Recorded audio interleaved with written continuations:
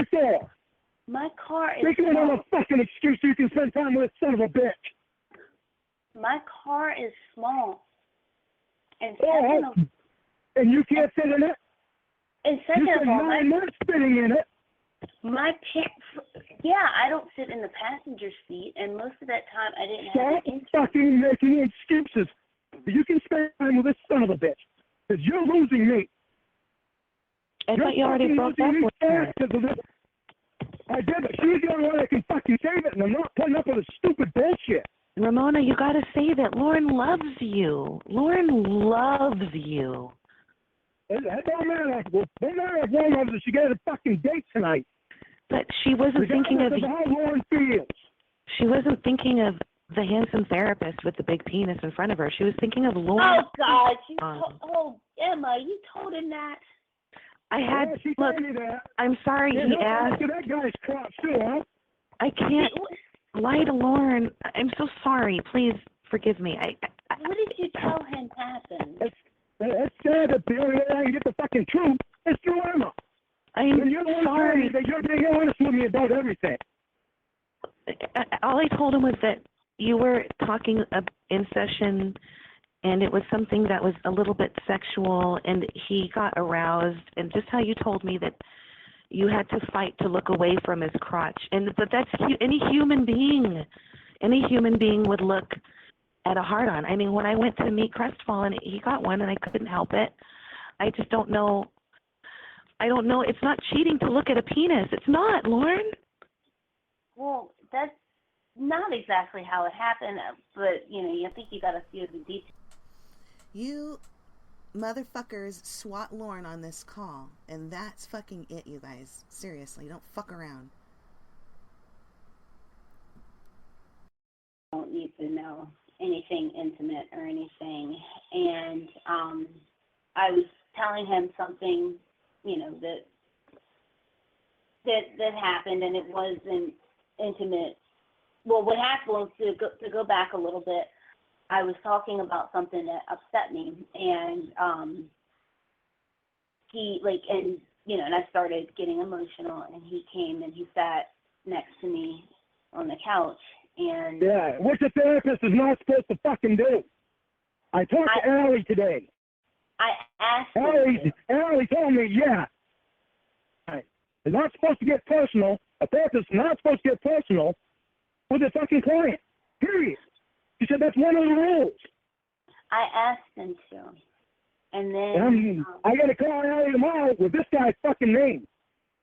Allie knows his name. His first name is Barry, and she knows his last name begins with a B. I just couldn't remember what his name was. So why are you trying to I remembered it on the way back. Why are you trying to get Barry? Allie wants me to call her tomorrow with his name. But why? What the fuck does she have to do with anything? What does she want him to because of his dink? I mean, his name's Barry Viner, okay? What's the problem? Well, Emma, she wants to know what this guy's doing, why this guy's doing illegal shit. It's not illegal. It's illegal. That's not his name, no. That's not his name. Neither one. His name's not Barry, and his last name's not Viner. Oh. That was the name of a therapist who I saw on a TV show. So I just, Ramona, you lied. What she's saying. Lorne doesn't need to know the therapist's name. But Lorne doesn't need to know anything. Remember? Okay, so here. Nothing. So, not even your birthday. Lorne doesn't need to know nothing. 9 months with you every fucking day, so Lorne can know nothing. So you wonder why Lorne is fucking irritated as hell all the time. Because he's wondering how much you're fucking lying about. Gee, I wonder. So back to what happened with the therapist. So I was, I got a little bit emotional, and he does something called what's called drama therapy, but that's another story. So he was showing me something, and I asked if he could sit next to me, and so you asked him if he could sit next to you to show me what he was showing me. He does. So he has to sit close to you so he could show you something. I was not sexual, though. It was not anything sexual. I don't give a fuck what it was. He doesn't need to sit close to you. He doesn't need to be taking you on fucking dinner dates. He doesn't need to be spending nights with you on the fucking telephone. Just you and him all fucking night long. Do you not understand any of this? So the problem is that I'm not the fucking problem. The problem is you're doing shit that's disrespectful to me unbelievably. I mean, an ungodly amount of fucking disrespect to me, and you're blaming shit all on me. And you wonder why I get pissed off because you're not being fucking honest. You're not showing me any respect at all. And you want me to respect your fucking rules. So then what How happened? about I respect your rules when you start respecting me? So then what happened is I had gotten emotional, and and then in that same story, I started telling him about something intimate because we were trying to get to the heart of me and relationships and why I think the way that I do. And so I started telling him. This ass is not Lorne's ass. This is a very delicious ass. And the owner of this ass would be quite offended if you thought it was Lorne's. So let's go back to Ramona.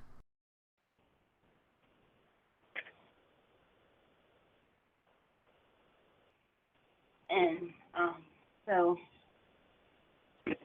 I gave him a friendly hug, and when I gave him the friendly hug, I saw that he had gotten an erection. And Give him a friendly hug. Why the fuck would you even think about giving him a hug? You don't know this fucking guy from nobody. He's my therapist, and He's a therapist. Really... It doesn't mean give him a hug. I never give him Allie a hug. And it was. I haven't even shaken Allie's hand.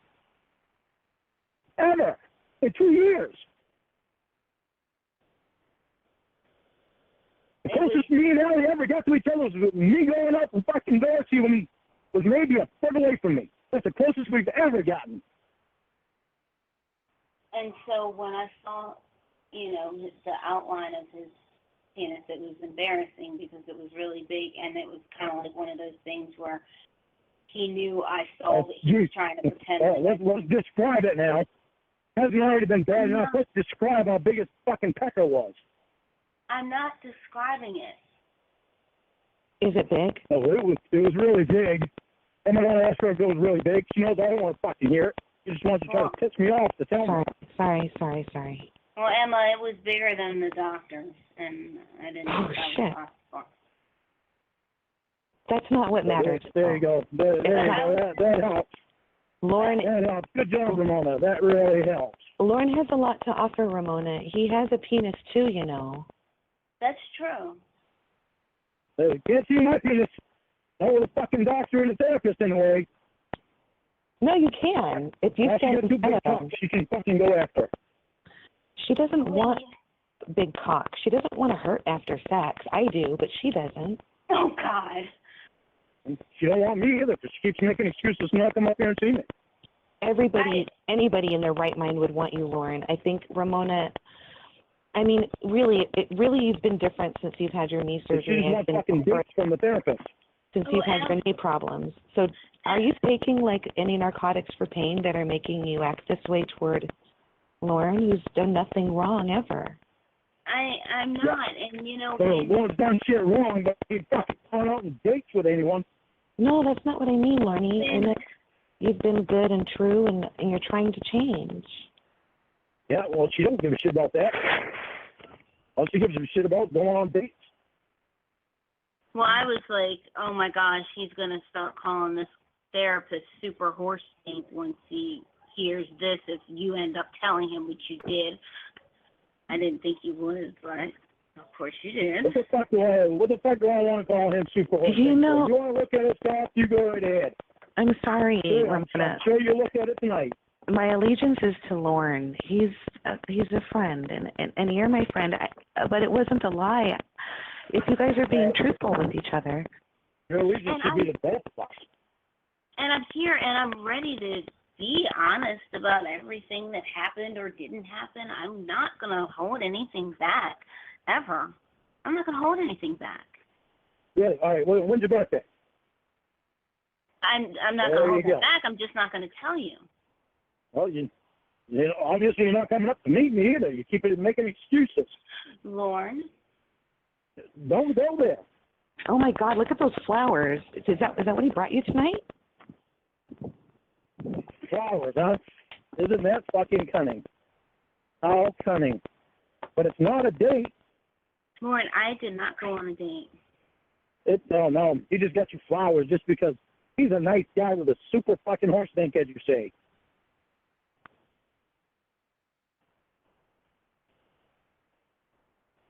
Lorne, why are you doing this? Why are you doing this? Why have you been doing this? Why am I doing this?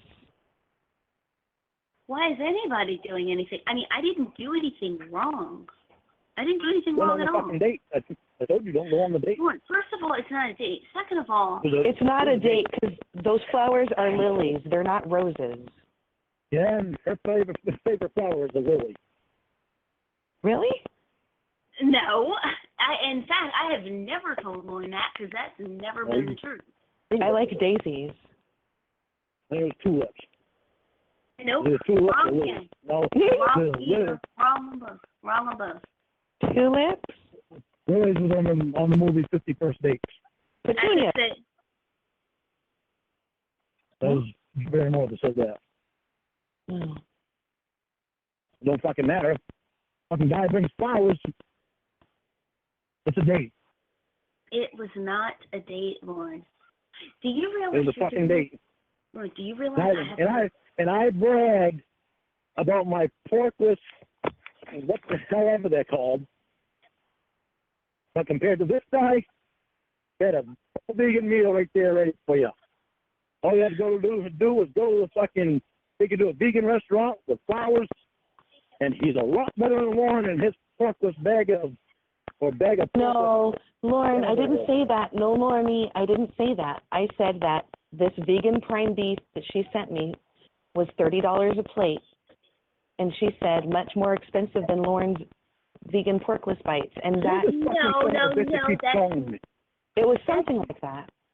That's not what first of all, it was $45 a plate, and second of all, I said, because I had told you that I had the porkless bites the other night, and I said, this is a lot more expensive than the porkless bites that Lorne and I eat. I said, Lorne and I didn't just say Lorne. I said Lorne and I.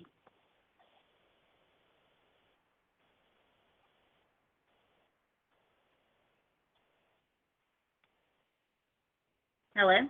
I don't know how porkless bites have anything, or your prime vegan. I just think that Lorne is hurting, and if you guys are broken up, then Lorne, it should be fine. Well, we're not breaking up. Breaking up if she can fucking save it and tell me she's gonna stop going out on fucking dates with guys. Wait.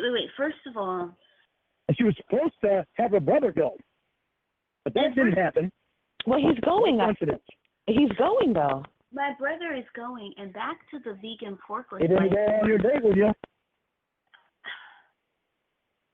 First of all, no, he didn't go on my quote date. It wasn't a date. But second of all, he met the therapist, and he said he's a really nice guy, and he liked him. Oh, of course. Now he'll over your parties and fucking hanging out with your brother and you and the doctor and the neighbor and the neighbor's cousin. What are you talking about, Lorne? That was a doctor all over again. No, if I'm hanging out with somebody, then they're going to meet whoever I live with for safety reasons. And I said, I'm hanging out with, I said his name. You're hanging out with your therapist. I said his name. Which is not supposed to be fucking happening. And so then, he's texting me through the night. Who is the son of a bitch that keeps fucking calling me? The main number, too. 431-2968. I answered it twice earlier and said hello, and nobody answered, so I hung up. So anyway, I forgot what I was going to say.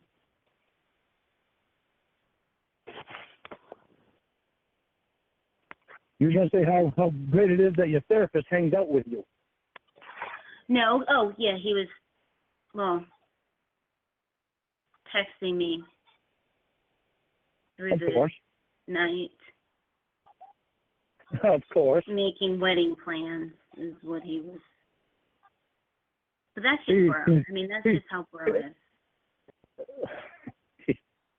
A fucking little joke. What happened? I'm sorry, I had to go get some water and a quesadilla. Bro. Ramona's brother's making wedding plans for Ramona and The Therapist. While she's on her date. Ramona, he asked you to marry him? No way. No. So I had, so when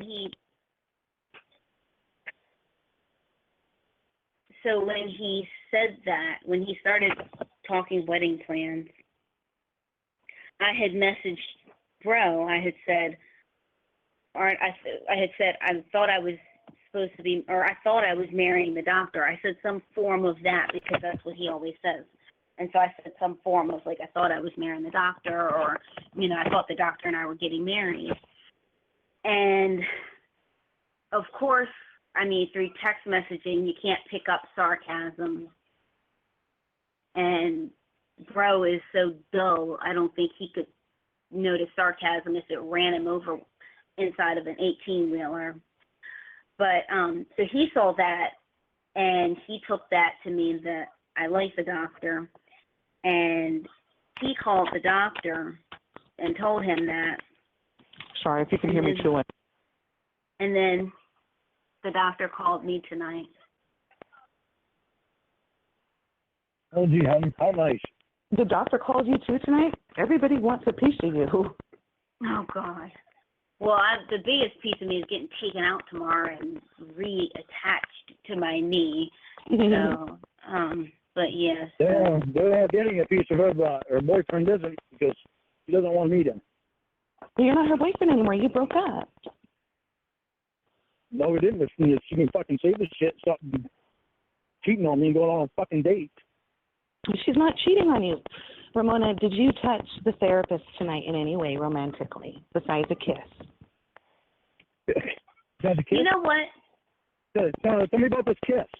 No, I'm assuming a kiss on the forehead is, standard. It's fucking believable. There was no kiss. I'm not saying there was. I'm thinking, like, it's standard. I would expect a kiss on my first date. First of all, I don't. If it was a date, I still don't kiss on the first date. You know what I'm going to do? I'm going to well, he's a night out anyway. I know this because from talking to him. I'm going to you call me loser and a piece of shit and controlling and all this other shit? Shoot, hold on. I think he messaged me. Wait a minute. I was going to say I was going to message him. I was going to message him so that he could tell you that nothing happened. But hold on. Let me see. I think he messaged me. I don't want to talk to his dumb ass. Fuck, he can't even follow the rules of his own profession. Fuck, I want to talk to him for.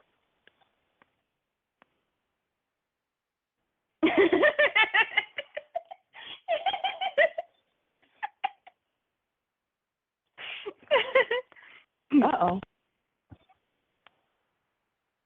What's wrong? Ramona, are you just trying to make Lorne jealous? Because Lorne is a jealous person. Emma, no, I'm not. I really wish you weren't doing this. I'm sorry. I feel so bad for Lorne, and I know you care about him, even though you told me there's not one particle of your being that's in love with him, but you care about him, and he desperately is pleading for you to love him back, and, I know. I'm pleading for her to stop cheating on me. That's what I'm pleading for. pleading for her to get her head back on her shoulders and stop fucking thinking that just because she's on disability, she has to be all fucked up. But she don't seem to want to listen to me. She listens to the therapist and goes out on dates with him. Emma, you know, pictures of his ass. You know, I've always been very honest with Lorne, and I've always, you know, told him the truth and everything. And I mean, you know, like I wouldn't have called tonight a date or anything, but I mean, I had zero intentions of talking to Lorne tonight because I have surgery tomorrow. But and because you had a date. Anyway, and so, you know, I feel that honesty is very important, and that's why that's why I tell Lorne the truth. I mean, unlike when he tried to meet a girl from the internet for sex in a Dunkin' Donuts parking lot. There you go. Go back in my face. Something that happened 6 months ago. Oh, so it happened, according to him, 6 months 3 months ago, 4 months ago. And it happened, and it doesn't happen anymore. Well, I stopped doing it, so you're going to start doing it. And so my thing is that I'm too classy to have sex on the first date. I wouldn't even kiss him. Really? No.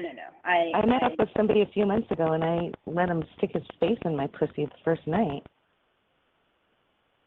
Well, I mean, and that's fine. You know, if you know that you're an adult, and I mean, as long as the person wasn't 13, then that's fine. No, he thought he was 44, but he's really 43. What did Lorne say? Let's throw that number in. Oh, I wasn't even thinking of that. Oh gosh, Lorne, I was not thinking about 13-year-olds. I didn't. I wasn't thinking about that.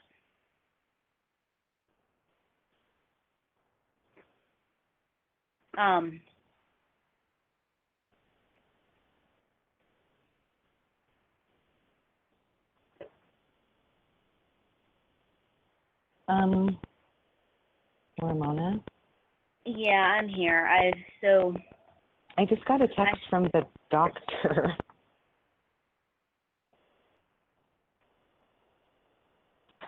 Is everybody talking now? He gave me his number when I asked him about the blood pressure pills. He's just asking me if you're okay. Okay. Call.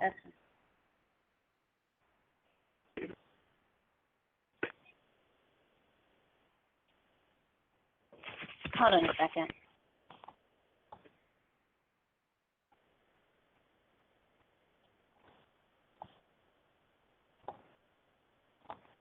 Lorne, are you okay? Bro just messaged me. I'm here. I'm as good as I can possibly be. You're good. Just stay strong, What Lorne. is this about? Bro just messaged me. I got a feeling over there. It's fucking dog door in here. I can see something here. Bro just messaged me that we need to have a long talk. I don't know what this is about. I'm really nervous.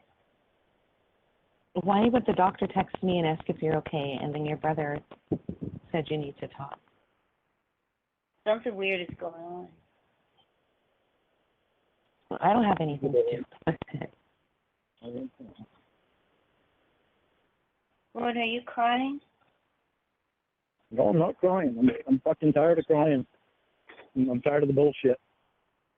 What bullshit are you talking about? The bullshit of you going on fucking dates. The bullshit of you talking to that cocksucker all fucking night long, every night. Wait, who fucking anything and everything that has to do with somebody else that is wanting you and trying to take you away from me, and you fucking going fucking shit and calling them fucking saying how good their fucking lips are and taking pictures of their ass and all this other fucking bullshit. Lorne, I learned that the ass picture was an accident. Do you know how I got a picture of the therapist's ass? Don't know and don't care. It should Well, have been deleted. No, I sent it to my mom. Oh, that helps. Yeah, look at my therapist's ass, Mom. Thank you for getting him. Thank you for getting him at the therapist for me. Now he's going to take me out on a date. Well, no, it wasn't like that. But so we went to this new vegan restaurant, and as we're walking to the restaurant, I kind of stood back a little bit so I could get a picture of the restaurant. And so Mr. Therapist goes and he kind of he jumped into the frame, into the picture. He was trying to photobomb the picture, but what he did, when he did it, it was kind of like a jumping image, like a diagonal jumping image, and 80% of the photo is his butt. And so I laughed and I'm like, you photobombed me.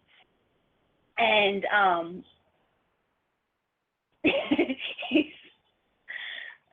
don't need to say any more than that. You might as well. Mm-hmm. You might as well. Keep on going. Get a picture of his dick, too? No. Did you? I mean, no. I'm sorry. You just want the picture. You want the picture of it. But no, I didn't get a picture of his dick. Keep going with the fucking story. Be honest. Might as well tell me everything about how you drooled over him all fucking night. Lauren, if it were you, she would have drooled over you all night. Don't you understand? Your restrictions. Don't you understand? I have a boyfriend and she doesn't even want to meet me. But your restrictions. She's on a date with a fucking therapist. She could meet you if you could go to where she lives, though. That's the thing. I know they'll let you if you just tell them, this is the only way I can ascertain Ramona being real. Then you can see her, and she'll drool all over you, and you're showing they know that your she can come here. I can't leave the fucking state. It takes a whole lot more for me to go meet her than for her to come to meet me. You don't think they would let you come down here? You know they would, and she's going to get her knees cut open. I'm on fucking federal probation, not state probation. Well, you could meet me tomorrow if you could come down here. Well, why can't you go? I know why you can't tomorrow because you have surgery. You know what I mean. You could come to the hospital. The therapist has to be there for. Oh shit, Lauren, you can go to the therapist. You can go to the hospital tomorrow.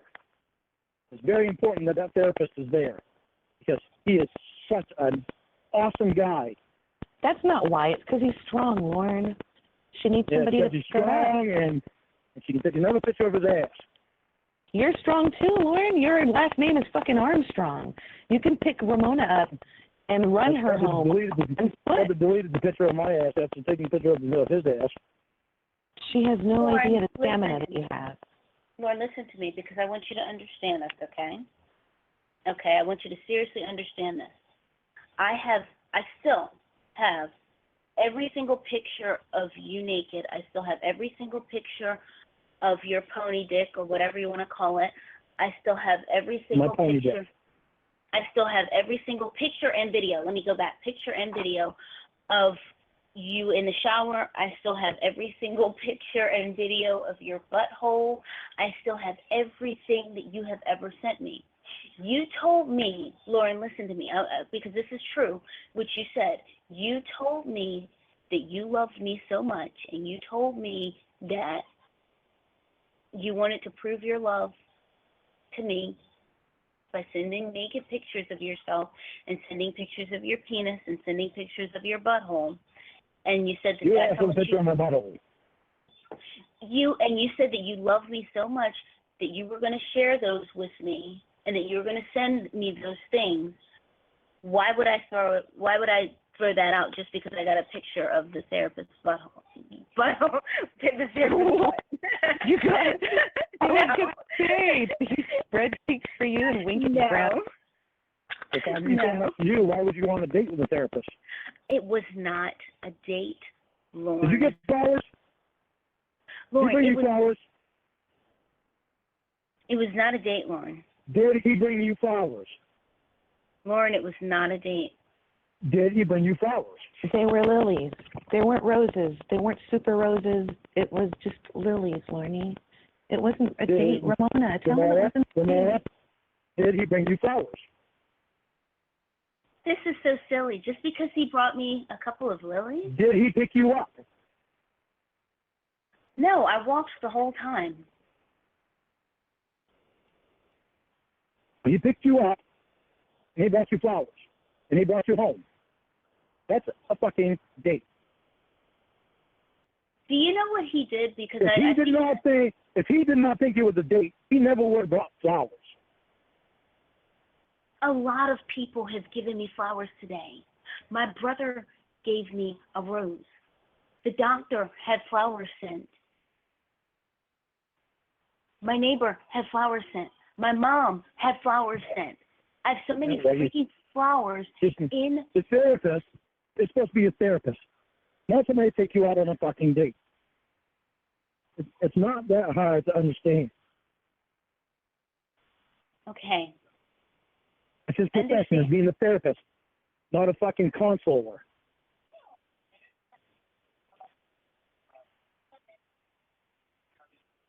You're not paying him to take you out on a date.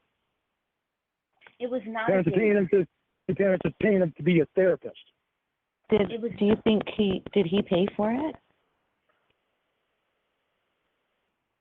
Yes. If the therapist paid for it, then, well, no, if the therapist paid for it and he's being paid to be her therapist, then it's really Ramona's parents who took her out on a date. No, the parents are paying for him to be a therapist. Well, he's giving her therapy. Listen to how happy she is. Yeah, of course. She got a picture of his ass, and she got flowers, and she got picked up to go on a date, and she got the fucking meal paid for. She got brought home by her date. It was not a date.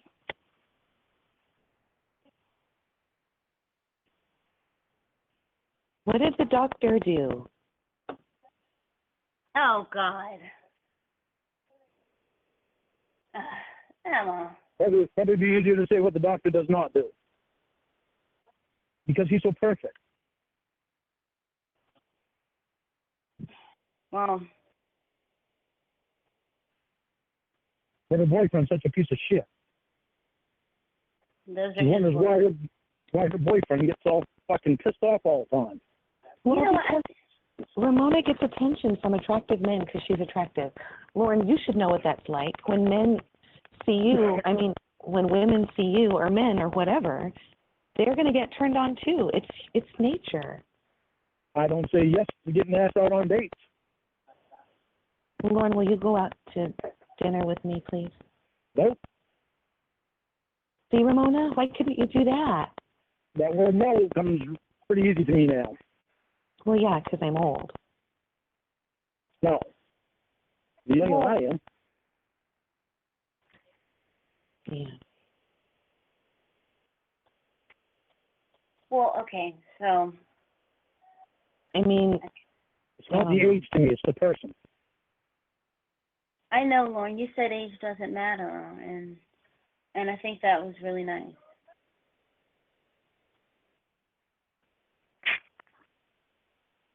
Well, if you were 60 and you acted the way you do to me, I'd still feel the same about you. Age What does if I not was matter to 16? me. Well, then it would be a little different because I won't talk to anybody underage now, even in person. Except for Ariana, Uncle Clyde's granddaughter, when Uncle Clyde's around. Areola. Oh, never mind.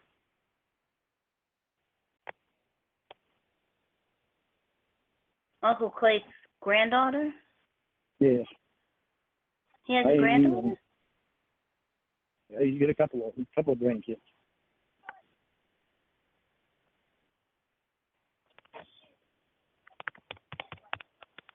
Well, in keeping with being honest,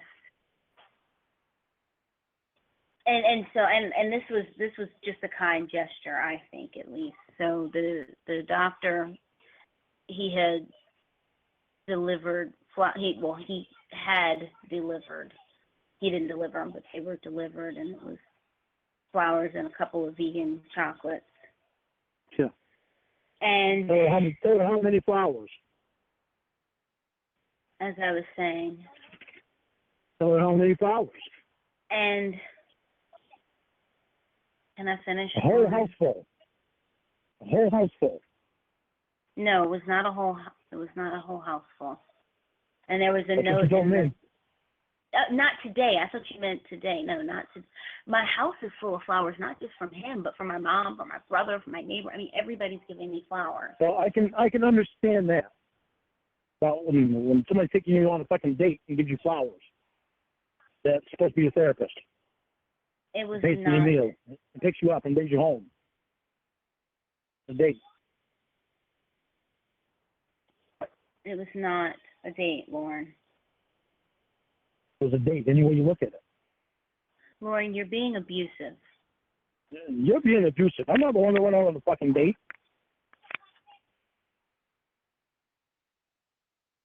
Let me see. I think my therapist messaged me. Of course. Of course he's not going to leave you alone. He just took you out on a date. Well, maybe he's just saying, Ramona, you and I aren't going to work out because you have a boyfriend. Or maybe he's saying, Ramona, I had a great time tonight. You want to go out again tomorrow night? Or Friday night after you have your surgery? Friday night? Are you seriously? You think I'm going to be going out tomorrow night? And I said, not tomorrow because of your surgery. But he's going to be there for your surgery and pick you up and carry you. Because Lauren, your brother can't do that. First of all, Or your 10 friends that are going can't help you. First of all, he is going. But second of all, people are Of course he's meeting. going. My brother is going as well. You know, Lauren, here's the thing now. Here's what's really messed up. Hang on a second. What's really messed up is you saying yes to a fucking date with him. Or with any guy. Period.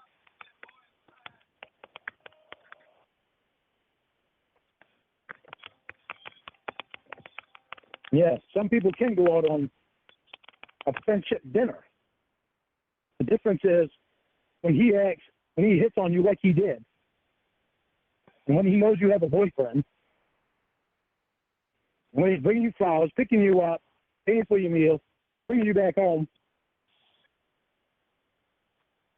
spending time with you every night on the phone, personal calls, video chats, it makes it a whole different story. Emma, are you still here with us? Yeah. So I messaged my therapist, and if you want to stay on the phone, that's fine. Do you want to stay on the phone while my therapist, when my therapist calls? Because Of course you got a call. You know, I'm not... Lauren, you're going to stay on the phone too. You're going to be on the phone. You're going to hear everything that he says. I just want to know that Lauren's okay. If you join the calls, that's fine. I'm working. I'm sure you can hear me typing, and I'm doing some work in it. And Lauren has gotten used to being considered the bad guy. You're not the bad guy, Lauren. You're the good guy. Lauren, you have your own. You know, you have your own group of people who support you. Some of them I know, and some of them hated you before, and now they love you. And the therapist might do the same once he gets to know you, because you're great, you're honest, you're cute, you're funny. I mean, geez. My group doesn't consist of a bunch of women asking me out for dates. This was not a date. And you know, what's really disturbing is, here's what's disturbing. Ramona's having surgery tomorrow and having an ACL reconstruction and possible meniscus tears being fixed. He's not going to know that until he gets inside of my knee. So I'm having a knee surgery tomorrow. And it's been over a year in the making, but after injuring the other knee 2 months ago, well, 2.5 months ago, you know, it's that I can barely walk. Bro pushes me around in a wheelchair all the time. I can walk. That's not right. Why are you letting him push you around? No. Bro, my brother pushes me around in a wheelchair. Yeah, why does he? Oh, you mean he wheel? Okay. I thought you meant like. Yeah. you know. Oh no. He's the greatest. He's the greatest bro ever. He would never like push me around like what you meant. But no. So okay. So he pushes me around in the wheelchair all the time, and I mean I'm having all these things that are new, and because a guy wants to take me out and show me a good time the night before I have surgery, I have to deal with Lorne harassing me and abusing me tonight. And I know Lorne was going to turn out to be a bad guy. Well, I didn't know that. When his girlfriend's going on a fucking date.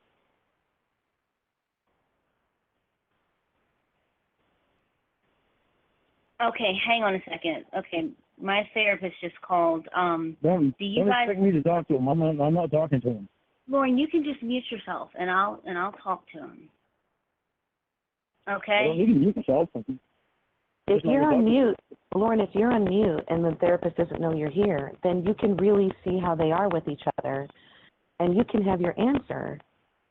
I think that might. I mean, Lauren, if you want, I've already seen her. I've been on mute with him before, and he asked her out to dinner. Yeah. So this is after and the date. personal with her, and he flirted with her. So now he tries to say that he didn't when he did. Now that they've had a date, we can see into it even more, I think. I know I'm going to stay here. This never should have been a date to begin with. Lorne, you're so smart. That's absolutely the truth.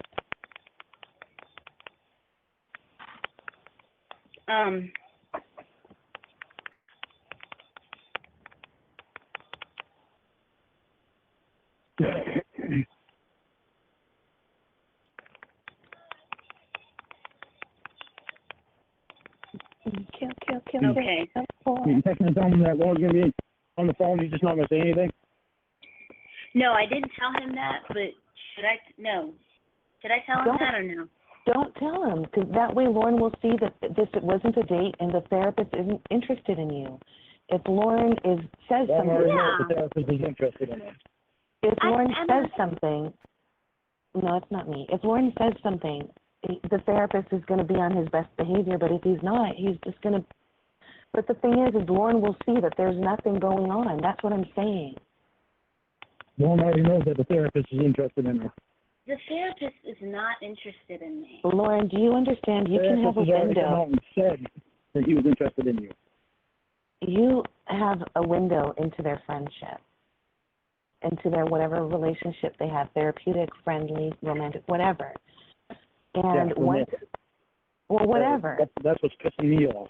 And once they open the blinds and they see you looking in through the window, everything's going to change. But right now, if you're just kind of being a peeper, then you'll get something more genuine and real. One of the big problems is that there should never be any fucking all-night calls with this guy that are personal. There should never be any calls with this guy that are personal. That's bullshit, especially when she won't even answer her boyfriend's phone call. It's her therapist. They have to be personal. Well, when it's personal, that's not therapy. That's personal. There's a difference between personal and therapy. Spending all night on the fucking phone with him, on personal call, and she won't even answer her boyfriend's fucking calls. She kept her boyfriend's calls off because she's on the phone with the therapist. Hold on, now bro is messaging me. Everybody's going on tonight.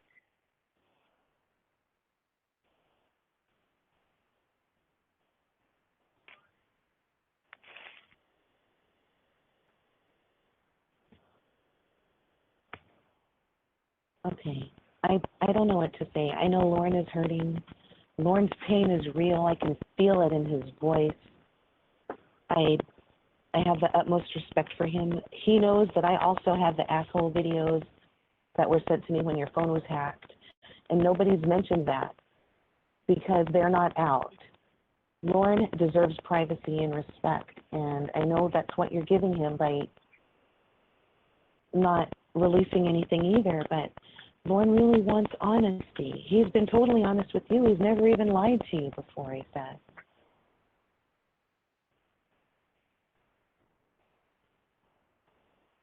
he lied to you and told you that he's never lied to me? Because I that's the didn't tell biggest her lie. that, 'cause I didn't. I've lied to her before, but she caught me in the lie, and I was honest about the lies. Because you said that Lorne, you've always been honest with her. That's what I mean. Emma, Lorne has told me more lies than anybody I've ever known, and No, I have he has actually, not. I have. You just So caught me in some lies, and I told you that I was honest with you about them when you caught me in them. so apparently Lorne knows how many I haven't times lied people to you since the last time. No, well, obviously he hasn't lied to me since the last time he lied to me. I mean, that would be obvious.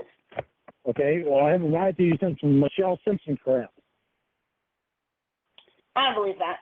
But it's not, you know what, it's not important. I know that you lie, and it's something that I have got to, No, I don't lie. It's not normal for me to lie. I've gotten out of a lot of my ways that I was doing before. My therapist says that if you lie and that's how you are, then I either have to accept that or I have to move on. And because he said that I can't change that about anybody. Well, when you meet Mom, you can ask Mom if I usually lie. Oh, really? Are you bringing up your mom, the person who doesn't know how you are? Yeah, well, that's the only thing that Mom didn't know about me. We'll talk more about everything else. We'll talk more about that later.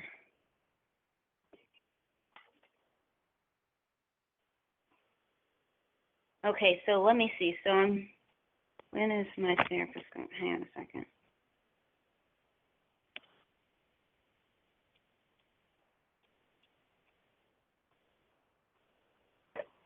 Therapist is probably saying, you want to go out Friday night? I can wheel you around.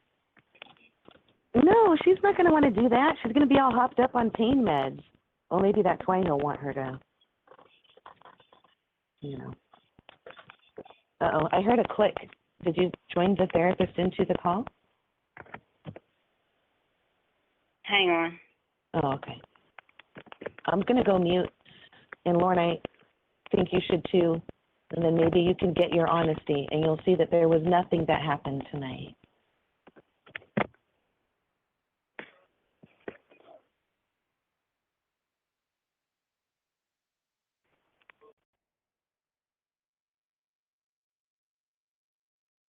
Hi, Mr. Therapist. Hey. How's it going? Good. What are you doing? Not much. Just waiting for tomorrow. Yeah? You made it home okay? I did, because you brought me here. Yeah. Yeah, I just got home myself, so I was laughing on the way home, looking at my jacket. I'm sorry. I'm No, sorry. It's fine. I just my whole car smells like hummus. I can't believe you spilled that on me. But I got to tell you, man, like, it was cute when you laughed about it, but I'm still going to send you the dry cleaning bill. Can you just bill my parents? No, I'm not your therapist anymore, remember? I have no professional relationship with your parents anymore. Or you. Already? Yeah, I filed the papers this afternoon. Oh. They're off the hook. They'll be happy about that until they get my bill. Oh my gosh. That's all right. No, I just wanted to let you know I had a nice time tonight, and I'm still not sold on the vegan thing. Oh. But you did like the food. It was good food. I enjoyed it. The ice cream was good. Oh, yes. I think the ice cream was my favorite part. I love vegan ice cream. Yeah. No, it was. I had a good time. It was good. Like I said, I'm not ready to give up my steaks yet, but. But you had a bite of my vegan steak. Yeah, it was all right. I liked all the vegetables I liked all the vegetables in the quinoa, whatever that quinoa mixture they brought us was my favorite part. but it was good, man. It was. Main thing was I just enjoyed being able to visit with you and just not feeling the pressure, of having to be professional as I've been to this point, and being able to sort of cut loose a little bit and just be Barry, not have to worry about being Mr. Therapist. You know what I mean?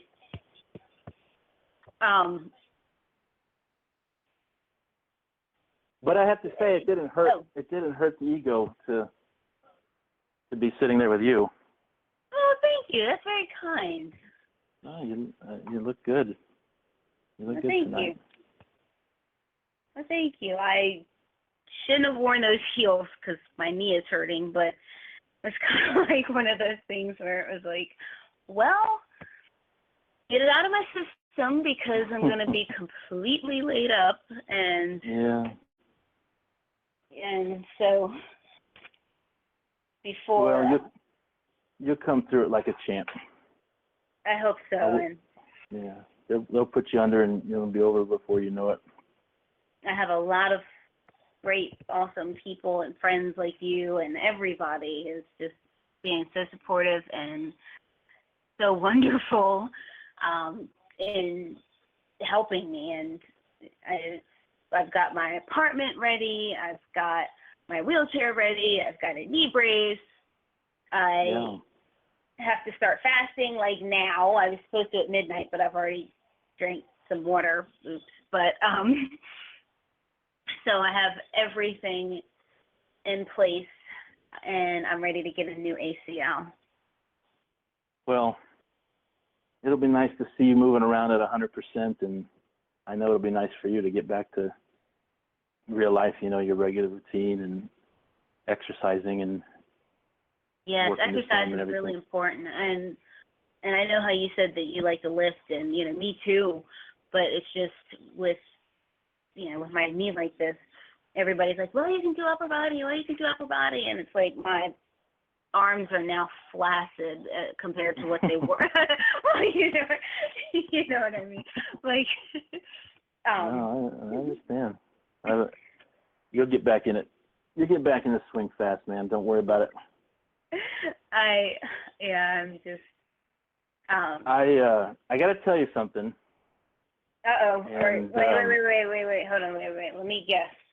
You have to tell me something. Well, let's see. Let's go over the bases. You're a really born woman. Well, that doesn't matter. I accept everybody. I don't know. You killed 3 people. Well, you're a therapist now, so you've recovered and you've mentally healed. That's not a confession. They all had it coming. Let's see. You killed my parents. What do you mean they had it coming? No, I just saw some mommy tonight. Let's see. What else? What else could you? You're not gonna guess. You're not gonna guess. Oh, now it's a challenge. Let me just tell you before I lose my nerve. How about that? Oh, okay. Yeah, because I don't want to make you feel uncomfortable. I mean, never. I'll tell you later. You know what? I'll wait till tomorrow when you're under the gas. I'll tell you then. Yeah, you can sneak into the operating room and like whisper in my ear while I'm under anesthesia. Have you? I don't think you've ever been under anesthesia before, man. That stuff's gonna linger. You'll be high all day.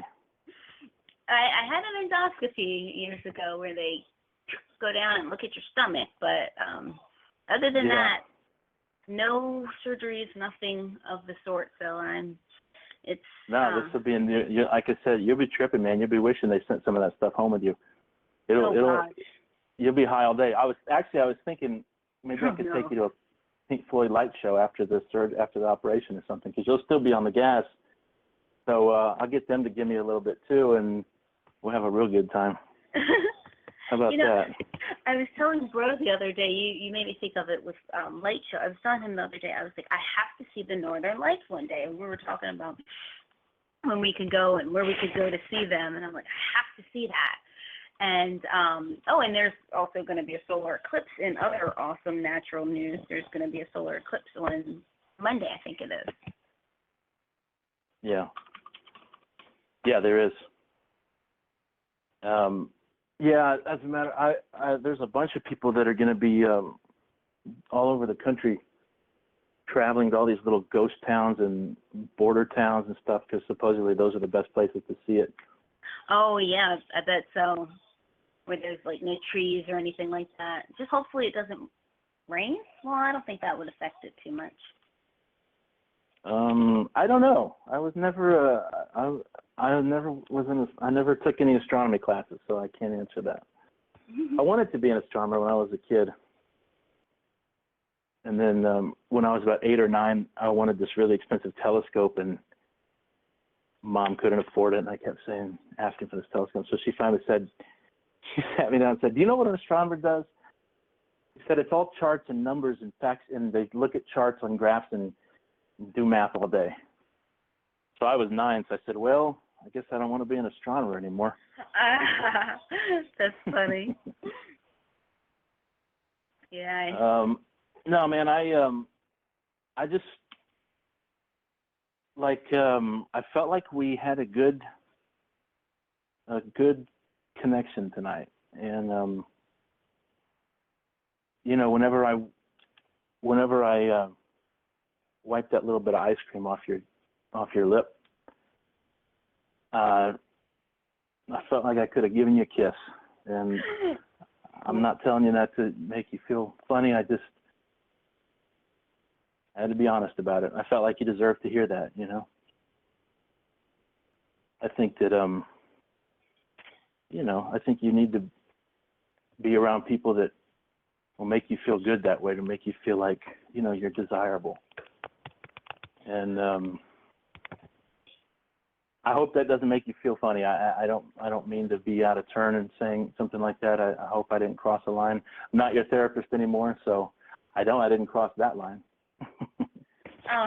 But so would you kiss me back? Well, I'm still with.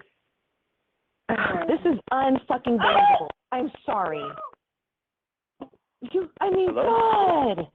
Hi, I'm sorry. I know you don't know me. Your voice is delicious, by the way, and I don't know, but Lorne he deserves more respect than that. Who is this? I thought you guys. What the hell is? I'm Emma. I'm Emma, and I You're stayed Emma. on the call. Yeah. I'm the high This is my friend priest. Emma Ember, but I was the high priest of the Church of God, and we worship Lorne. And okay, I don't know what too. the hell any of that means, but what are you doing on my phone call? Are you the phone hacker? Maybe, but I'm not. How did you get on this call? Ramona, I'm sorry, Ramona. You knew that. I'm so confused. Was she listening did you know that she was listening the whole time, Ramona? well, Lorne is here too. I just had them on the phone because I was already talking to them, and What about Lorne? he's here on the phone too. I'm sorry. Jesus Christ. Were What you the going to hell kiss is... Ramona? Really? I saw what you look like. Okay, I didn't say I was going to kiss Ramona. I don't know what to say. Frankly, that's none of your business or Lorne's. And I didn't say I was. I said I was. I was just trying to. Business, but I'm keeping quiet. Well, I was expressing the my genuine sentiment in the moment, and I was doing it to try to build Ramona up a little bit and give her some confidence and show her that she's in her panties too. You're going to make her panties wet with your silky, soft voice and your cute face and your expensive car. Lorne has a nice voice too. Lorne has a truck that runs kind of. Okay. Should I go buy a truck? Then we'll be even. Well, I've got some cash. What the hell? I mean, I don't know what to make out of any of this. This is crazy. Mr. Therapist, I'm really sorry. I should have told you that they were on. You might as well just call me Barry. I mean. No, because they know that's not your real name. But, well, fine, it's Barry. it's my middle name. It's good enough. It's fine. Call me Barry. Are you named after your big balls with all of the nerve that you had trying to take another man's woman out and kiss her? Emma, what the hell is wrong with this person? Are you insane? Emma, don't tell him that I saw that. I didn't say that you saw his balls. I kept that from Lorne, too. Let's just all collect ourselves here, because this is starting to sound like a bad movie or something. And Ramona, you need to explain yourself. I mean, I've got people listening in. I've got Lorne listening in. This is weird. I'm uncomfortable. Is this being recorded? You know, Lorne said something the other night about the internet, about phone calls on the internet. Is that what this is? I'm not recording. Are you the hacker? Are you what, Natalie or Natalie? I'm not the hacker. I was receiving phone calls and pictures and videos of Lorne and keeping quiet about it. I didn't release them, but he did. Let me ask you a question. I don't mean to put you in a compromising position here, but did you ever get a picture of his asshole? Yeah, it was a video. And you know what, Mr. Therapist? I know you can probably model underwear or whatever, but once Lorne's boxes come off, Lorne is going to show you. Well, in comparison. So Lorne's going to come to me and take his underwear off in front of me to teach me a lesson? He's going to. No, he's going to show you his ass. It's probably better than yours. Oh, well, that's normal. Okay. I was a little concerned when I thought he was going to show me the front side, but if he's just going to, for once, I agree with He'll show you the front side too. You're not the only one with. You don't have to worry about that. You're not the only one with a heavy, big penis, Mr. Therapist. Lorne has a big, girthy penis too. I don't know. Enough about penises. Yeah, I don't know what my peckers. genitals have to do with the situation. I suppose. Thank you for the compliment. Can I get a word? Can I get inside of this?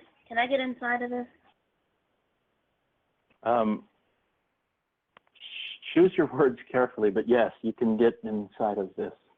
Okay. Because I feel like somebody owes me an explanation, because I had no idea that this was a party line, and now I'm curious to know if this has happened before. No. Emma. It's Emma, right? Have you listened to other conversations I've had with Ramona? I haven't, but Lorne has. I actually begged Ramona. My friend Lily was over, and she told me that you were cute, and she sent me a picture of you, and I wanted to hear your voice, and she said that it flowed through her ears like hot caramel or caramel. I don't know which she uses, but I just wanted to hear it, and I'm sorry for being disrespectful. You sound incredibly hot. But Lorne is a good man. He's a very sexy man and a patient man and a peaceful man. And he deserves respect. So, I thank you for the strange, out-of-context compliments. I don't know if I'd go so far as to agree that Lorne's a good man, but that's a complicated subject. Ramona, what were you going to say? I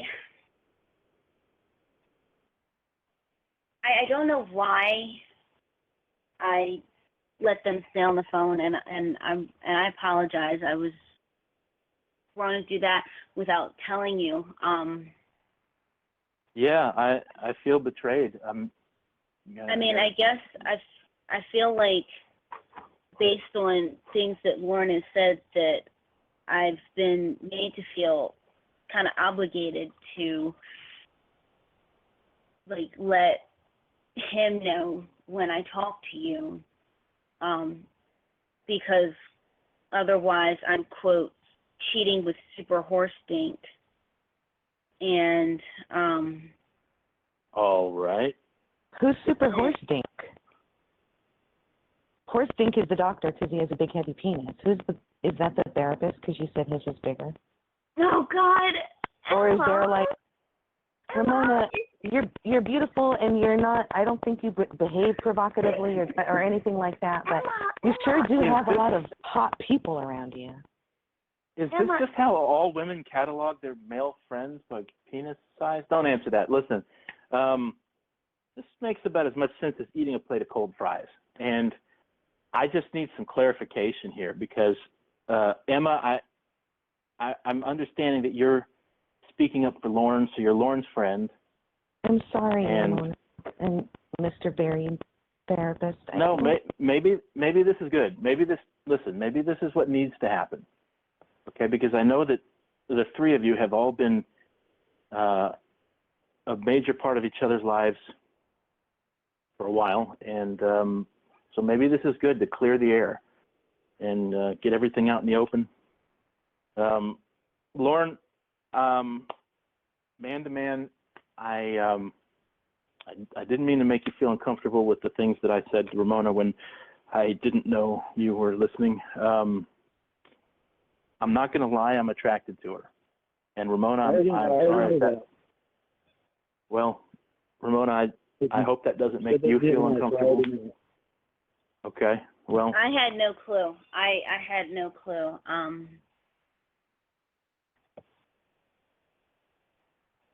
Well, it's something that I've been trying to hold back since the first session that you and I had with your mom and dad, and I knew that I needed to be professional, and I think if there's one thing that I am, it's absolutely professional at all times as a therapist. But now that part of our relationship is over, I can be honest about how I feel, and I'm not sure what to do with it, honestly, because you're involved with Lorne, and I'd be lying if I said that doesn't factor in to the way I feel about him. But I don't think it takes away from any of the legitimate criticisms that I've offered about the caliber of person he is and the risk that I think he poses to you. If your you, safety, physically and emotionally. I'm going to give my honest opinion. I think the things that you've said about me, that's factor into your attractiveness to her. Well, I know you feel that way. I mean, I understand that you feel that way. It makes sense that you feel that way because, but I got to tell you, Lorne, that's, and I'm telling you this as a therapist, not your therapist, but as a therapist, okay? That's a form of deflection because what you're basically trying to do. No, let me finish. Let me finish what I said. You had your say. You had your, okay. Well, we can talk about that in a second. You had your say. I'm going to have mine now. Okay, you're coming at me like a Clydesdale, and you need to throttle back a minute and let me finish what I'm trying to say. Okay. That can be Lorne's name. First of all, it's not fair that Ramona called him Pony Dick. We should call Lorne Clydesdale Dick because it's regal, and it's wonderful, and it's respectful, and like you, tries to have. Why don't we stop talking about everybody's dicks? I agree. Okay, and then I'm trying to defend you, Lorne. Okay, I'm sorry. I know about it. That's not the topic of this conversation here. Yeah, I agreed. Thank you, Lorne. I never thought I'd agree with you, but yeah, we can talk about penises and nutsacks another time. Right now, we're talking about feelings and emotions. And as I was saying, can I just get something off my chest? Sure. I just can't. I just need to say it. I know that you got an erection during one of my sessions. Okay. Anyway, back to what you were saying. Whoa, wait, hold on. What? Yeah.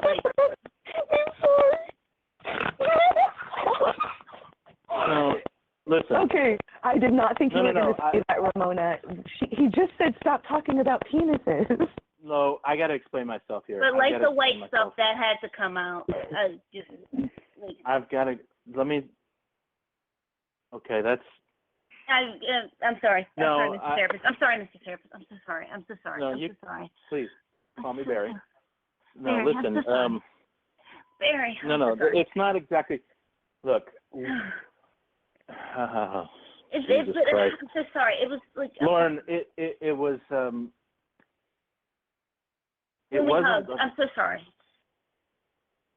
Like I just couldn't hold back saying it. No, it's fine. I'm so It's sorry. fine. You want to tell him about the picture of my backside that you took tonight too? Or are we gonna? You already know about it. Oh, good. Of course, you guys pregame. Let me hear your version, Barry. Well, can I, Mr. Therapist Barry, whatever. Ramona. I want to hear his version. Mr. Therapist, can I tell you the rest of what happened? Ramona. It's nothing. I want to hear Barry's version of it. He was taking a picture and I accidentally got into frame. That's all. I mean, it's not a big deal. But that's not. But can I tell you what my mom said about the picture? I mean, I sent it to my mom. Oh God, please don't. Yeah, tell me. Sure, why not? We're putting everything on the table, right? Isn't that what we're doing? Yes. What did your mother think of the picture of my derriere? Well, as long as it's non-derriere and it's vegan, get it? Non-derriere. Okay, I'm cheesy, but it's non-dairy cheese. Anyway. Sweet, merciful heavens. Good Lord. Good vegan Lord. Anyway, so I sent her the picture. Why did you do that? Well, because I thought you'd like it. Because you thought that your mother would like to see a picture of your therapist. Well, that makes sense. No, no further explanation required. But then, okay. Do you want to hear what she said? Because I said, I said your name, but Mr. Therapist, and she said that, quote, my mom said that, is this the booty of my future son-in-law?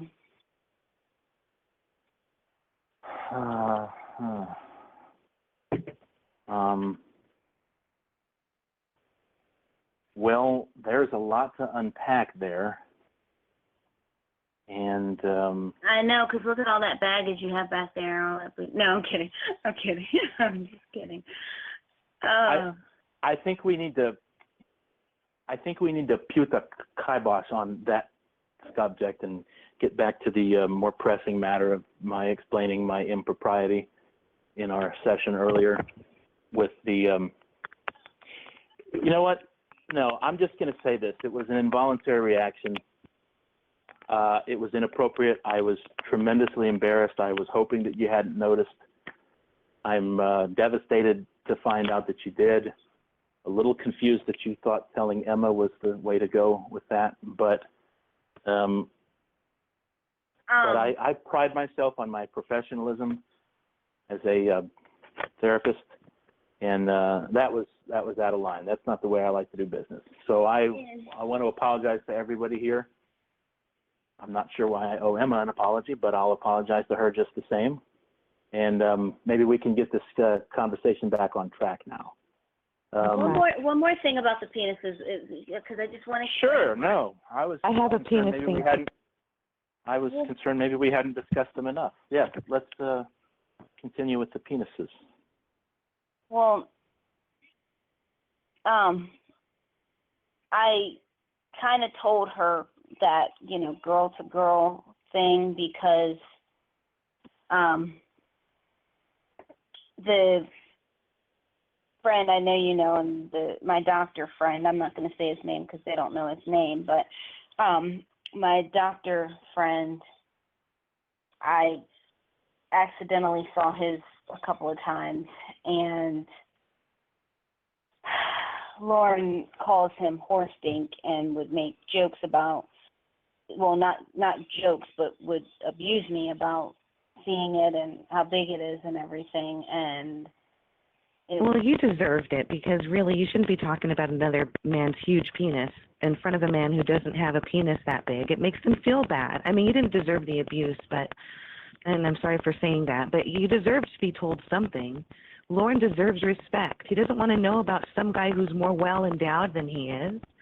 That hurts his feelings. I never thought I would say this, but I have to agree with Emma here. You're really putting a lot of pressure on Lorne to feel adequate when you talk about the doctor's penis. And but yours is bigger than the doctor's, and that's what I told Emma. I just was really I don't surprised. know how you know. Because the outline, you were popping out of your pants. But anyway, off the subject of Okay, but you're maybe, maybe the appropriate decorum in the future situations like that is to not look. I couldn't not look. But anyway, off the subject. I'm sorry. Well, no, I feel like a champion, so that's fine. Well, you are. I mean, you're a very good therapist, and I really respect you. Thank you. And, okay. I feel like we need to see how Lorne is processing all this. Lorne, how you doing over there, buddy? I'm doing great with you guys talking. I'm just listening. It makes me feel better to just listen and have you guys talk it out.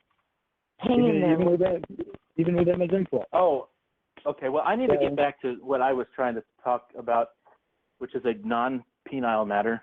So maybe we'll keep it there just for a second, if you ladies can control yourselves. But I need to explain, Lorne, that when you were talking earlier about how you said that all the critiques that I leveled against you the last time we talked and the time before that were a function of my attraction to Ramona, I wanted to explain to you that as a therapist, I see that as a form of deflection, which is to say that you want it to be the case that the reason I'm bringing those things up is just because I'm trying to make a play on Ramona, when in actuality, the reason I'm bringing those things up is because they're very serious matters and I'm concerned about them. I'm concerned about the potential that you have to hurt her and the potential that you have to be contagiously destructive. And that alone has been the nexus of my criticism toward you. Does that make sense? I understand everything that you're saying. Well, my problem is that I'm not physically violent. I never have been. And well, I didn't accuse you of it. I'm getting judged by somebody that doesn't really know me. That's what bothers me. I've never accused you of being physically violent, but I do believe it's a strong possibility given what I know about you and what I know about your behavior toward Ramona. Do you understand a little bit more why I get frustrated, though, now that you know more about things that are going on? No. By being compared to other guys? By other guys around her, she winds up being naked. Well, yeah, okay, but if I can, than that. Okay, but if I can be candid with you, that's to me that's a strong indicator that that this relationship is as problematic as I've always felt like it is. I mean, jumping Jeremiah, man, you're 1,000 miles away. I'm 1,000 miles away. However many miles away you are, you're far. Unless you want to, come over to her house and see her in person. You're far away, right? And in the meantime, and I'm just going to be honest with you, and I hope it doesn't offend you, but maybe you need to be offended by it. You're almost 50 years old. She's 24. And she's a beautiful girl, and she's strong and feminine, yet articulate and passionate about life. And it's only normal that she is going to attract not only men, eligible bachelors who see the value that she has and all the things she has to offer, but really guys who are a cut above. And not just guys, women too. She has a girlfriend in Texas. You don't need a bunch of peni around you just to be able to be sexually pleased. Everybody loves Ramona. Thank you. Everybody does. Well, can I? No, go ahead. something the doctor friend of mine said today made me think of you, Mr. Barry Therapist. And Barry is fine, really. Just Barry is okay. Okay, Barry. Oh. And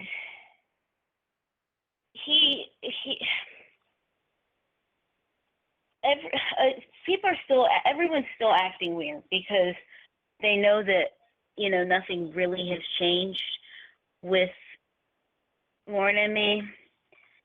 And so everyone's acting weird. Everyone's still obsessing and, and sometimes to the point of making jokes like, are you still dating?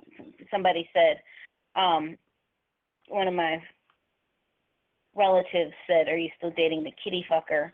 And they were just joking, but today the doctor was saying to me kind of the things that you say. And I said, what's difficult is that I know that you like me. And this is me talking to the doctor saying, I know that you like me. I know that you want to be with me. And so it's kind of a conflict of interest.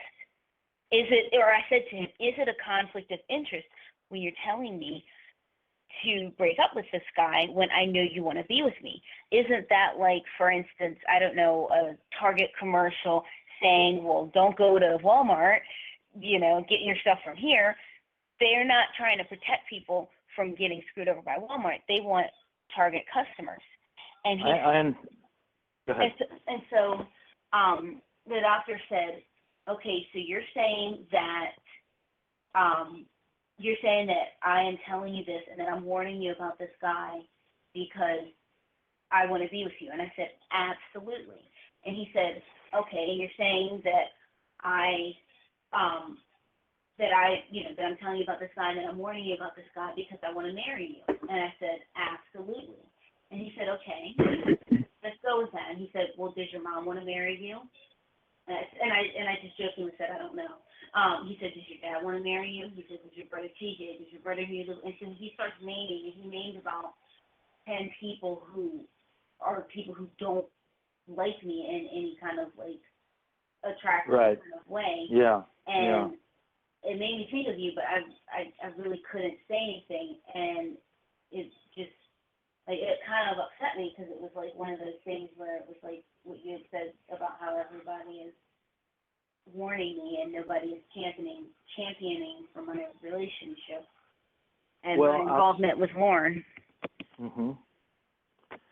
When it comes to the doctor, if I was a friend of the doctor's and I knew that he felt the way that you say that he does about you, I would look at him and I would say, go to her, chase her, strap on your manhood and slay her. If you were who, you said? If I was a friend of the doctor and I was giving him objective advice, apart from my role as a mental health professional, which I take very seriously. But what you have to understand is that these two things aren't mutually exclusive. It can be possible for a person to look at the situation and say, yes, I'm attracted to her and I'm interested in dating her and I would love to be able to pursue her and show her what I think romance can be and make her feel like the queen of the world and all these things. But that doesn't have to be separate from my concern for her, from somebody else's perspective. And so it's possible for the doctor to say, yes, I wish that I could be with you, but that apart from that, I can recognize objectively if this is a bad situation for you. I think he almost said those exact words, and it doesn't matter what anybody says. Lorne isn't going to hit you or do anything bad to you. He might choke you a little bit if you want him to. Emma, well, Lorne, you need to speak up for yourself, Lorne. Emma, we don't know that. We don't know that, but I do.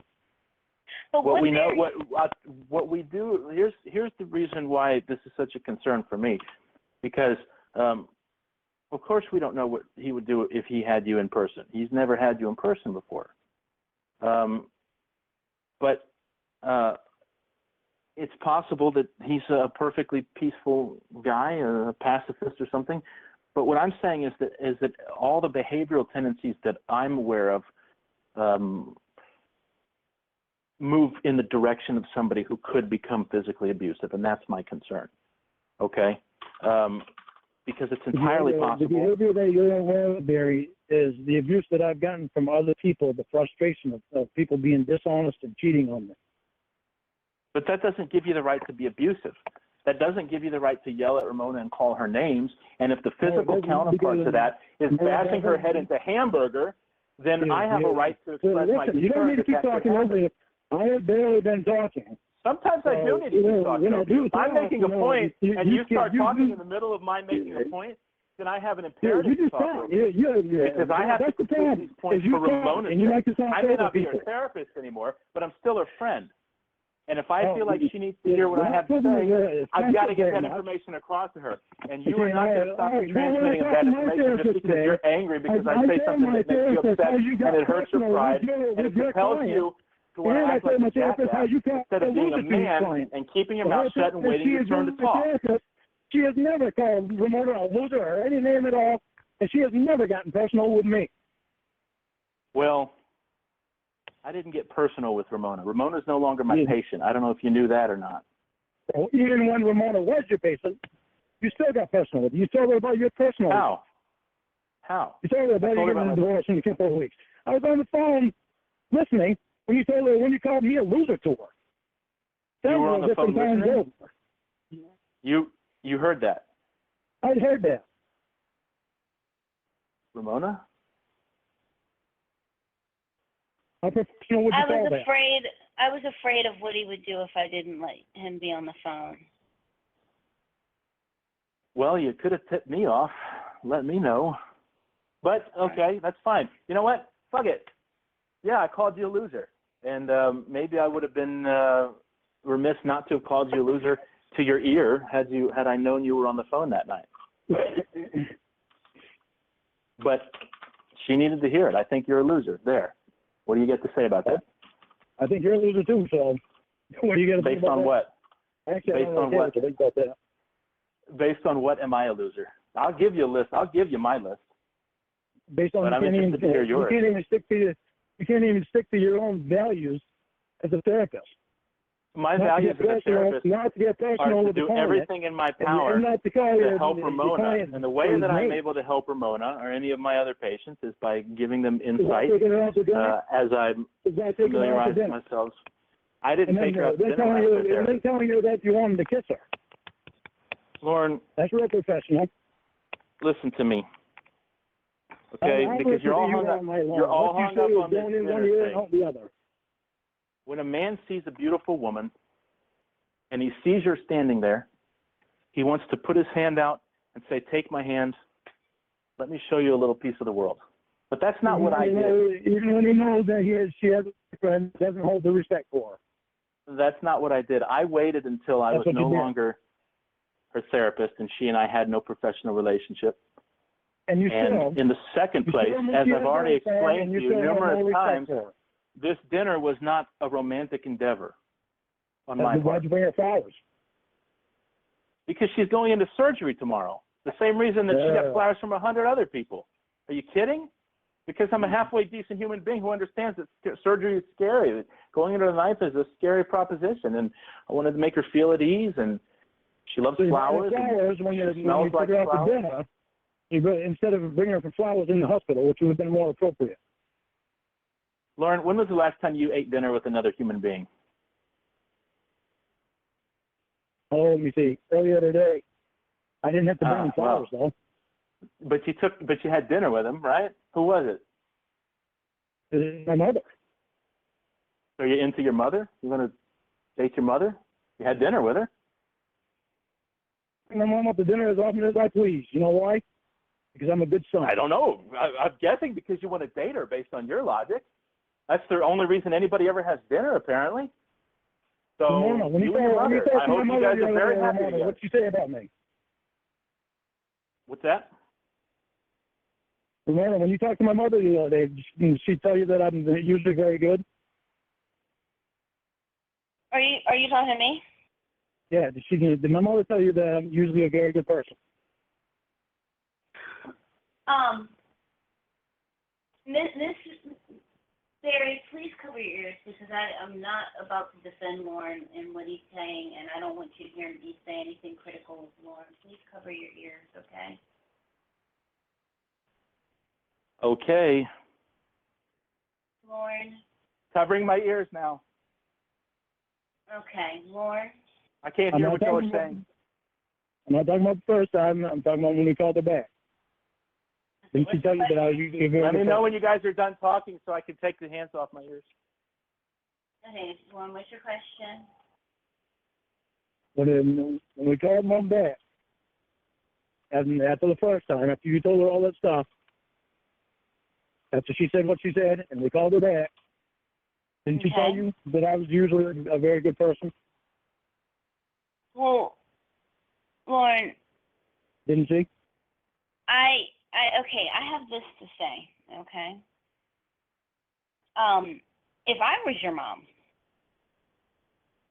and I had a young lady call me and tell me that my 47-year-old son called her a pathetic bitch, a cunt, a piece of shit, and a whore, and a slut. Wait a minute. You said that to an old woman? No. Well, I told his mom the things that he has said to me. Yeah, but you said cunt to like a little old lady, Ramona? Well, You couldn't if her say the C son, word, and it rhymes. Emma, Mom can handle the words. Believe me. Oh my Hey God. guys, are you still talking? Are you guys still talking? Mr. Therapist, come back, Mr. Therapist. No, give me hold on. Give me 2 minutes, okay? As you know, Ramona, I'm a huge NHL fan, so I'm online right now trying to book hockey tickets for a game next month. So I'll be back in 2 minutes. Okay. If her son can call me a cunt, he can hear the word. Lauren, the fact of the matter is that if you're going to sit here and try and say that your mom says that you're usually a good person in light of the fact that there is a woman who you've called a bitch, a cunt, a piece of shit, a pathetic bitch, a whore, and a slut, then you are truly just hearing what you want to hear.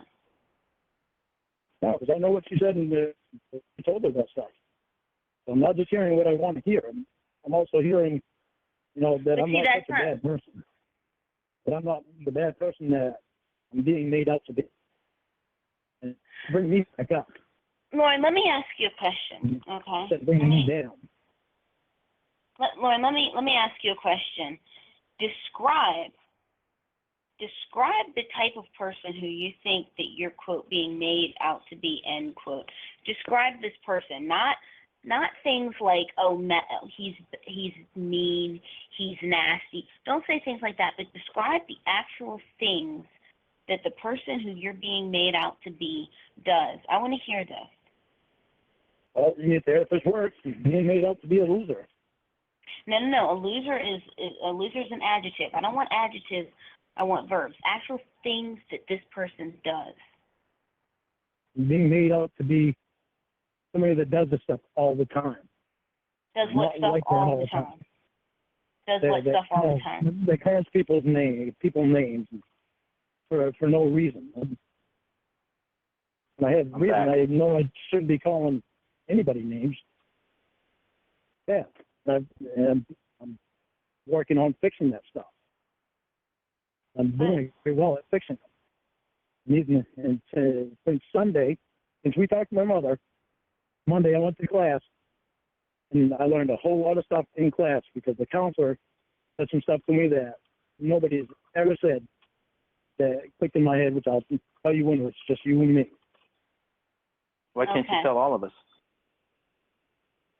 Yeah. This stuff between me and Ramona. I don't need to tell her. I don't need to tell the whole world everything. Yeah, I guess that's true. Do you want them to? Okay. Well, you can tell me that later. But okay, Barry, go ahead on with what you were saying about Lorne. Don't say anything Well- bad about it, please. He's having such a hard time right now. Oh, I almost forgot about you, Emma. You're being so no, you're being so quiet over there. I thought you were a sand salesman from Mogadishu or something. But You can think that's I'm okay. really stupid, but I just feel really badly for Lorne's feelings. Well, I'm fine with that because it's really constructive criticism, and it's anything that's said can only help me get better and not do the crap that I've been doing. Yeah, that's fine, Lorne. But if I'm being honest with you, be upfront with you. My concern is, look, I have the same general human concern for you as I would for anybody else, I guess. But my concern is for Ramona. She's my friend. She used to be my patient a while back, but she's my friend now. And Thank you. That really means a lot. You're welcome. And Emma, apparently you're very loyal to Lorne. It offends you when people speak ill of him, but you have to understand this guy. This is not a good guy, and maybe he can be a good guy someday, but I have to evaluate things as they are at the present time, not based on future hopefuls. Well, if Lorne's a bad guy, he still looks so good being a bad guy, don't you think? Have you seen his picture? Yeah, and as important as his appearance is to me, I have to maintain that as a bad guy, he's not a good fit for Ramona. And he'll fit in there just fine. Vaginas can stretch and they can shrink a whole lot. So Lorne will just be fine in that department. No need to get crass. Huh? Okay. I agree. When I asked Ramona if she would accompany me to a meal, the way billions of people do every day, unless they're in Mogadishu, I guess. My objective there, nothing. My objective is to try to present her with an entree into what I think the next phase of her life should be, which is a Lorne-free phase. Which was a gigantic vegan steak tonight. That's what the entree you presented me was. It was delicious. Yeah. I'm still not sold on the vegan steak, but the schnitzel was good. But anyway, what you're actually saying about the meal is that you were trying to open the door, you can get closer to Ramona so that you could date her when your divorce is final. One of the most common tendencies that I observe as a therapist in people who aren't self-aware, Lorne, is that they project their issues onto others. And when you talk about how all of the other people in her life are have these underhanded ulterior motives and these angles and these secret agendas and things like this. I was right about you wanting her. It's indicative of deception on your part. It's indicative of. I didn't say that I want her, Lorne. What I said was I see. What I said was that I see the potential. She's an attractive lady. What am I supposed to say to that? But she has the okay, boyfriend. She told you how sweet she I'm being honest. I'm being honest. I'm just being honest with her. So being honest and say that it was an open door, that you wanted to open the door so that you could date her later on. Well, that's about what I'd expect you to say in terms of leveling baseless accusations at people you don't like. You sound like a druggie, Lorne. You sound like someone who's all hepped up on and I can see past you. Lorne, I have a question for you because my mom asked me to ask this question, and I want to know what your answer is. She asked me to ask you if you think that, how did she word it? She said to ask, it was a 3-part question. She said, first of all, ask you if you think that you are the best guy that there is for me. That was the first part. I do, because I know how I am. And everybody else is speaking about who they think I am. And they don't know. And she but said... Lorne,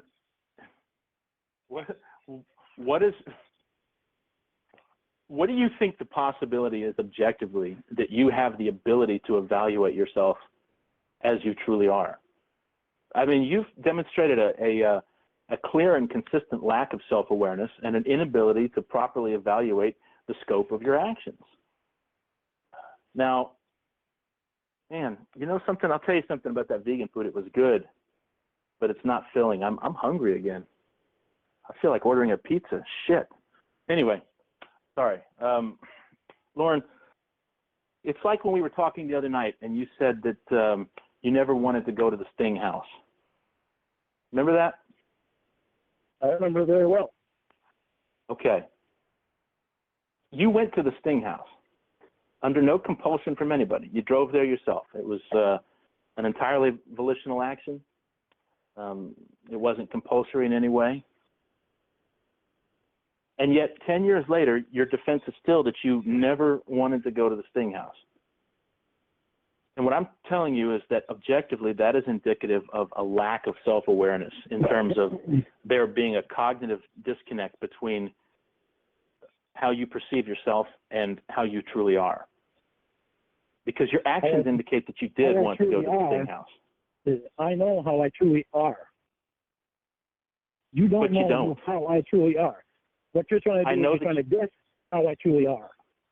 I know that you tried to go have sex with a 13-year-old, and yet you claim you didn't, even though you did. He says he never wanted to go to that house. Of course he says that, because in Lorne's world, he has to not have wanted to go there. Because if he ever came to terms with the fact that he did want to go there, then he would have to accept the fact that he's a pervert, and he doesn't want to do that, because that violates the self-image that he wants to have of himself. But he says he has no sexual deviances.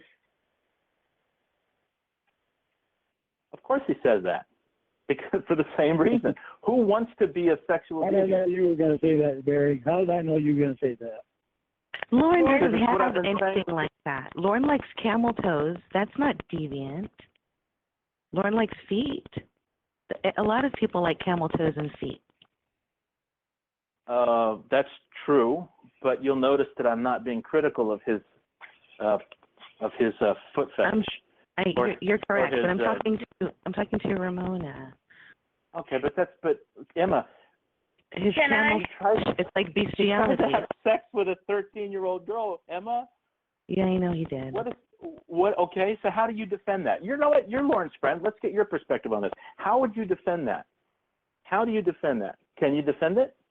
I can't defend it as an excuse. I don't defend what I did. I don't defend what I did. But you claim that you didn't want to do it. You claim that you didn't want to do it. He didn't want to do it, but Lorne was horny and lonely. I don't defend what I did.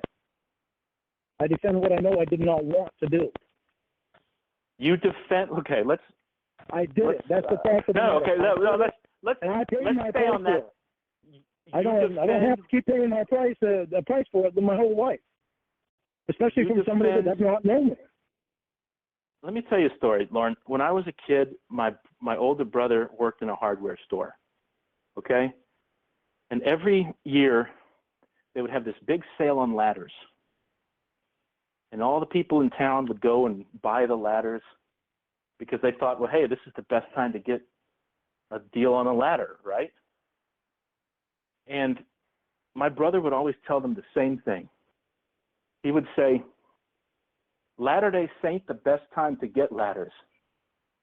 Because he knew that the markdowns didn't justify the lower quality ladders they were selling. You guys see the point I'm trying to make here? Not at all, but I mean, you're brilliant, so I'm sure there's a point somewhere. He does sound really good, doesn't he? But well, okay. The point that I'm trying to make is that things aren't always what they seem to be. And what I'm trying to tell you, Lorne, is that you are not what you think you are. Isn't that surprising how you always try to go to the worst with me? I'm just taking you for what I see. And you take her on a date so you can try to open the door so you can date her later on. No, but as I So, understand it, you guys are on a break right now anyway. Isn't yeah, that right? I know what you're doing. I know what you're saying.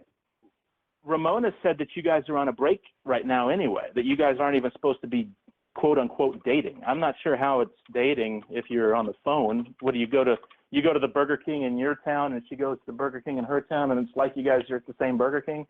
Is that how dating works like this? Anyway, but she mentioned Well, I don't to go me, to Burger King, but their fries, onion rings, and French toast sticks are vegan. But anyway, go ahead. well, I just want to know. Just a minute. if You know, they guys deep fry him in the same deep fryer with the chicken, Ramona. I don't Yeah. eat that stuff, but the ingredients are vegan. Okay, well, I that haven't sounds delicious. I haven't been to Burger King since Lorne was 13. I'm just kidding, Lorne. Don't be mad. I'm just teasing. But no, but Yeah, because by my math, you see, when Lauren was 13, you wouldn't have been born for another 40 or 50 years, right? 40 years. Anyway. I don't think that much. There's not that much of an age difference, but Lorne says that age doesn't matter. Well, if I were a 50-year-old man trying to date a 24-year-old woman, I would say the same thing. Age absolutely does matter. This notion that age doesn't matter, age is just a number, you understand that's a cop-out, right? That's literally not true. Really? You can't love somebody because they're older than you. Just because Lorne loves a 13-year-old, doesn't mean that he's a pedophile. But Emma, without realizing it, is actually making my point. Because it's the fact, Lauren, that you show a persistent magnetism toward much younger girls, even to the point where you're attracted to girls who are barely teenagers. Of course. You see that. Of course you say that. Heaven forbid I should take you at your actions, right? That I should hold you accountable for things you've actually done. And you just somehow seem to forget that I'm the one that contacted Ramona. What does that have to do with anything? Obviously, I didn't chase her down. Okay. I didn't know her until she sent me a text. Lauren, you have to be honest, though. I contacted you, to be nice and to be a friend, and you took it to the next level, and you proclaimed your love within the month. You have to be honest. Yeah, and I'll be completely honest. That's what I thought you wanted, because that's what everybody else has wanted from me. Is what? And they wanted to be part of my life. They wanted to be my girlfriend. Lord, Are you saying that a lot of people want to be your girlfriend? Well, I've never one time said I wanted to be Lauren's girlfriend. Until I actually asked you to be my girlfriend. How long were you guys together? How long were you guys quote unquote together before you told her you loved her? Barry, well, to tell you the truth, we started talking in November, and in December I got a marriage proposal. Aww, that's so sweet. Yeah, that's really sweet. I'm getting a cavity. It's so sweet. But I'm concerned, thank you, about the fact that after a month you tell this girl you want to marry her. And I'm going back to this chat log that you had with this person that you thought was a 13-year-old girl, and you told her that you loved her after 6 days. Barry, can you go back into Ramona's therapist mode? I have a question. Well, I have to say that I'm not your therapist any longer, so but I can certainly give you a professional answer. Okay. Well, you know what I mean. I know you're not my therapist because you can't go back into that mode after. Sure. You're jumping out of professionalism. But my question to you is, and for your professional opinion, is when I'm trying to notice, and Lauren, please give me credit for this. I'm trying to notice patterns in Lauren's behavior that suggest change. Do you see what I mean? Yes. And according to you, and I looked for myself, I verified this for myself, Lauren, after talking to, and Lauren, please please understand, I'm trying to notice good patterns. Lorne, after talking to the child for 6 days, he fell in love, and he proclaimed his love 6 days into their chat. When I think about Lorne and how he's been with me, Lorne probably waited, I would say, close to a month before he told me that he loves me. And whereas he told the child that he wanted to marry her 6 days into talking to her, he waited a full month of talking to me before I got a marriage proposal. And even then, he was drunk. So I'm not sure how real it was. So you're you're saying that because he waited a month to ask you to marry him instead of a week, that shows progress? Yes. Hmm. Wouldn't you agree, though? Well, okay, I'll bequeath to you that it's some improvement that he didn't lower his emotional expectations for a month instead of a week. But the issue is that it's almost impossible for a person to know that they want to marry another person after a month. And that's the concern I have about the situation. Okay, let me tell you a story. Let me tell you a little story here. Is it about macaroni and meatballs? Stop making fun of Lorne's genitals, okay? They don't look like macaroni and meatballs. It's so rude. That's not what he's talking about. Emma, I got to be honest. I don't know you, but I would love to have you as a patient. There's something there. Something. Anyway, yes, Lorne, continue, please. My ex-sister-in-law, her grandparents, they went out on a blind date. And her grandmother didn't want to go because she was engaged to somebody. But she decided she would go just so that her friend could go out on the date and feel more at ease about going out on a blind date with her date. Okay. After that first night, that first blind date, she broke off her engagement and married her blind date, my ex-sister-in-law's grandfather. Okay. A week later. They were married for over 50 years before they both died. Okay. So there you go. So, but it's impossible to fall in love. Well, surprisingly, you didn't hear what I said. I said it's almost impossible. It's a very rare thing.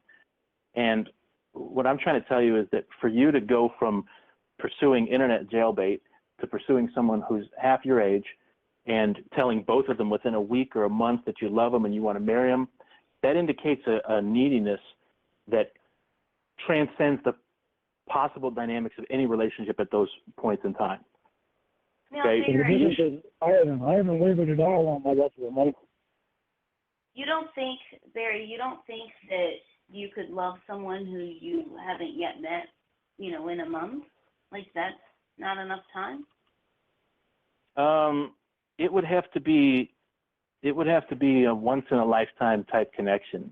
I'm not saying that it's not possible, but it's next to impossible. I mean, in terms of statistical probability. But beyond that, we have to talk about the conditions of the psyches of the people who would have a real connection like that. And Lorne is, in my opinion, nowhere near self-aware enough or honest enough with himself or others or profound enough as a person, if I'm being totally brutal, to have that kind of an emotional connection. I think what's going on here is that Lorne is in love with the idea of being in love, and he'll take anybody who is willing to play that role, even if it's a 13-year-old girl. I know you don't think so, Lorne. Of course you don't. Yeah. Because if that were true, if what I just said. You know me. You talk like you know me. You don't know me. What you know is what you've read on the internet. I know something about you. I don't know. You know something about me. You don't know everything about me, but you try to talk like you do. Let me say two things about that. Let me say two things about that. Number one, I don't have to know everything about you to know something about you. And number two, I don't think you understand how common it is for someone with as much insight and professionalism as I have as a therapist to be able to know somebody better than they know themselves. Well, so you know me better than I know myself? I'm not saying I do, but my therapist sees me in person and has been seeing me for 2 years. Yeah, she tells me that I've made extremely good progress, and my honesty to her has become more because I can talk to her, and she makes me realize, it's not everything that I do that is wrong. It's entirely possible. I'm wanting to put all the blame on myself, and it's not all me.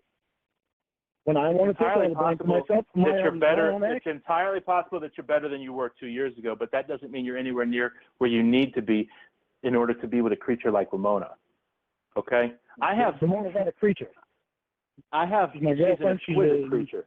She's an exquisite creature. Extremely special person. I have an aunt, my Aunt Anna, okay, and every Saturday my uncle takes her shopping. And they go to the mall, and she always says, I have to buy this and I have to buy that.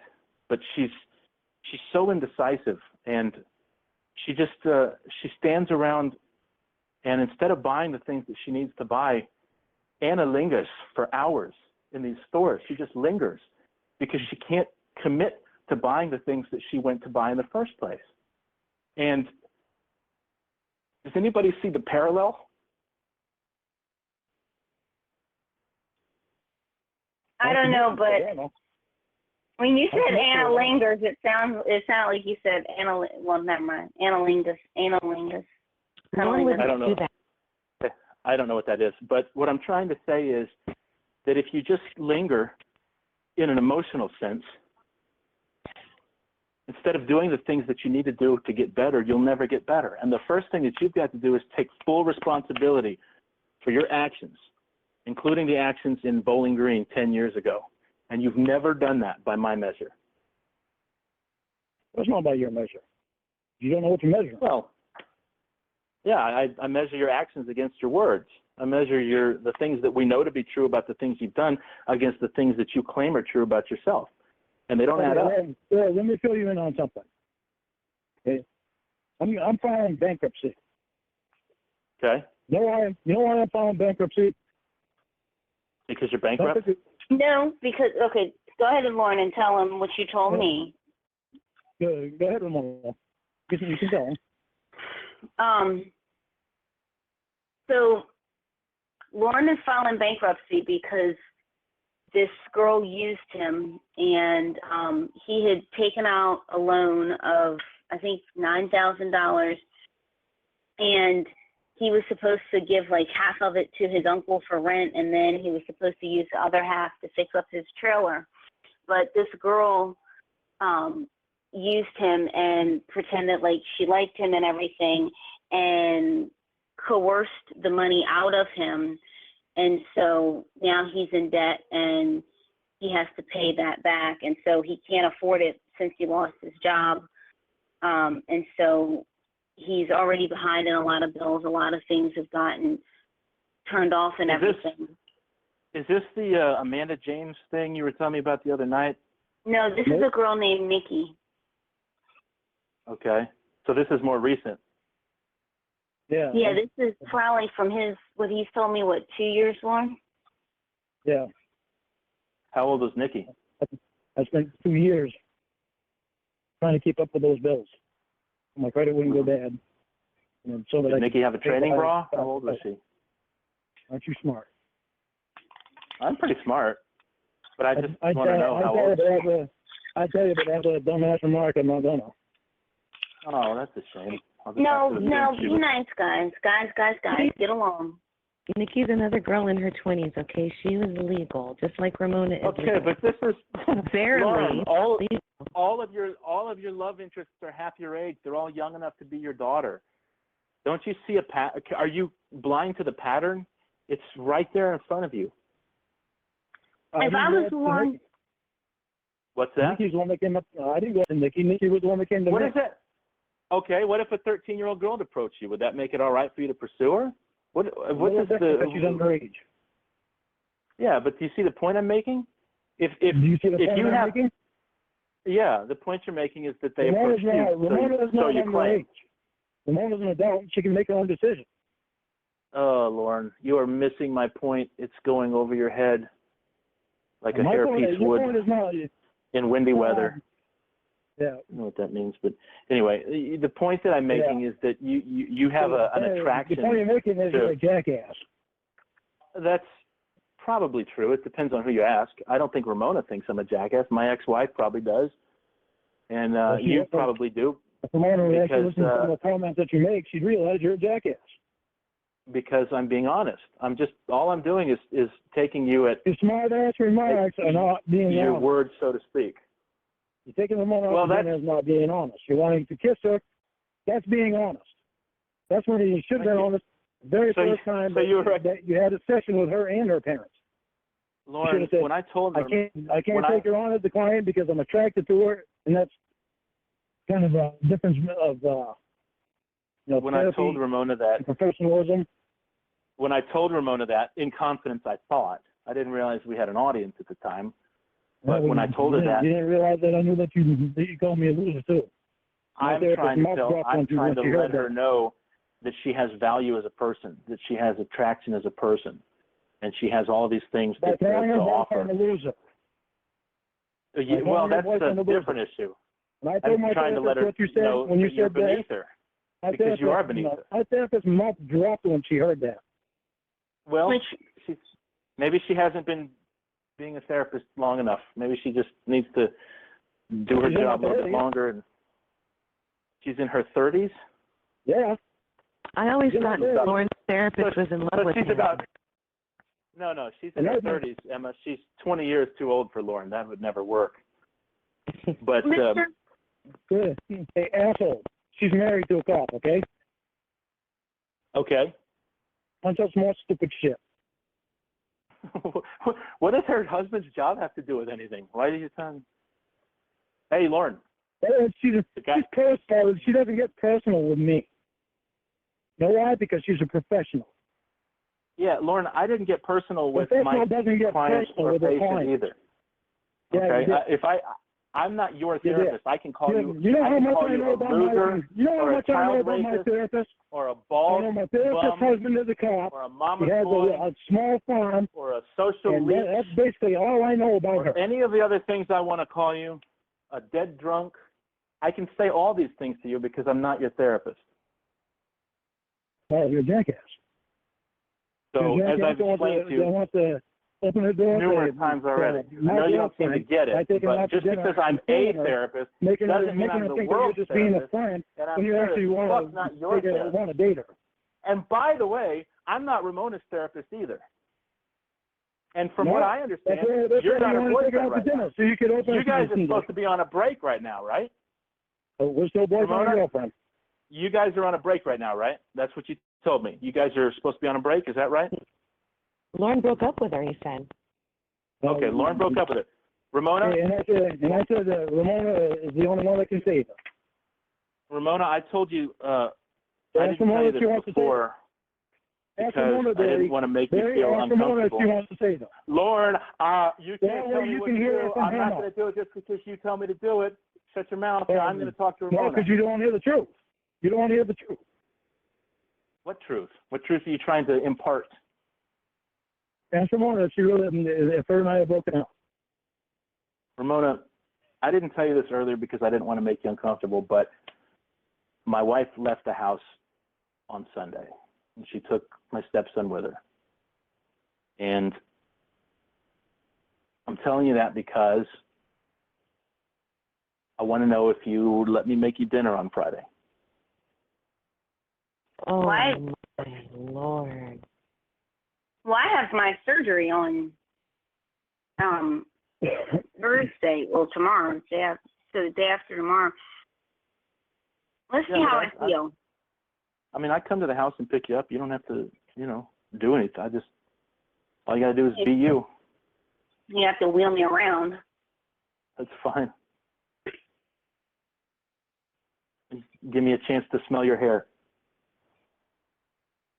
Oh. What did you say? Will my underarm hair? Or no? Well, let's not get ahead of ourselves. Come on, Ramona, answer his question.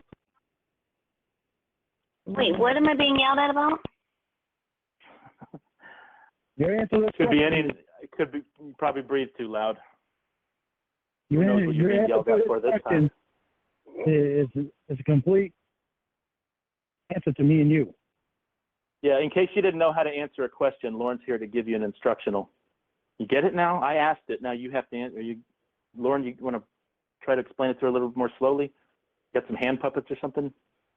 Well, all together, It's I not really very hard to understand. What? Was that your ass in the sand? She goes over to your house for dinner, her and I got.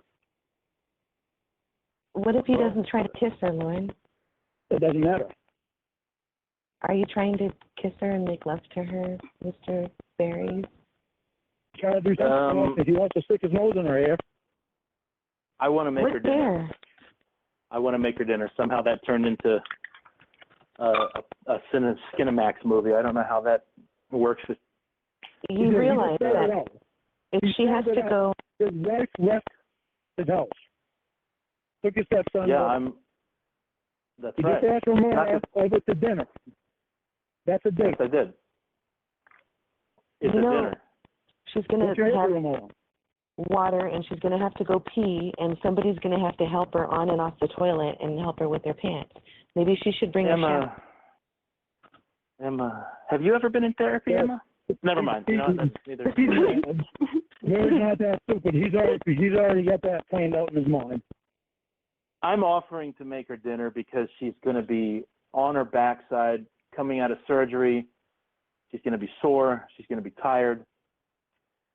So I said, okay, I'll make you dinner so you don't have to worry about food. Now, I realize what a horrible person that makes me sound like. She really needs to worry about food. Maybe I'll ask her how her day was. I'd really be a jackass if I did a thing like that, wouldn't I? Maybe I'll get drunk and call her a bitch. But that's really more of a boyfriend thing, I guess. well, it was pathetic, bitch, but Lorne only called me that because I made him mad. Don't make him mad, then. Yeah, all you have to do is just not make him mad, and then he won't call you a fucking bitch anymore. What? Yeah. I mean, what? You don't you know how to be in a relationship, Ramona? All he wants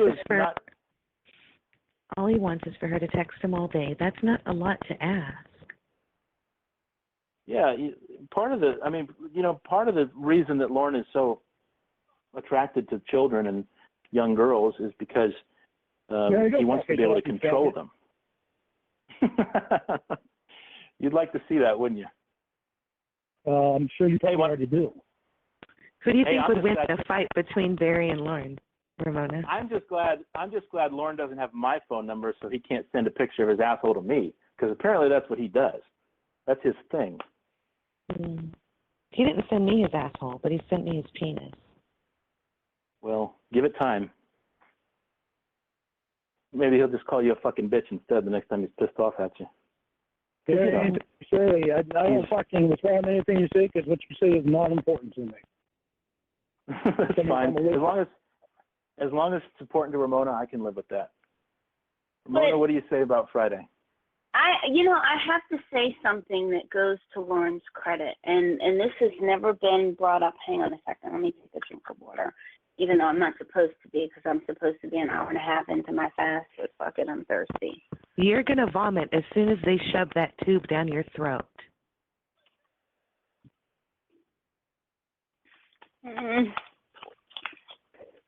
Okay, maybe you really ought to listen to your doctor on that, Ramona. I don't mean to. I'm speaking as a professional now, but you really ought to not drink any water if they told you not to. I am a professional. Are you? The question is, Lauren, are you a professional? And if the answer is yes, the follow-up question is a professional what? I've seen past your bullshit. You're a professional what? I've seen past your bullshit. How much does that pay? It doesn't need to pay. Apparently not. Lauren knows that you got a big erection for Ramona in the office. And look, I've already explained myself. That makes him very uncomfortable. He knows you like her a lot.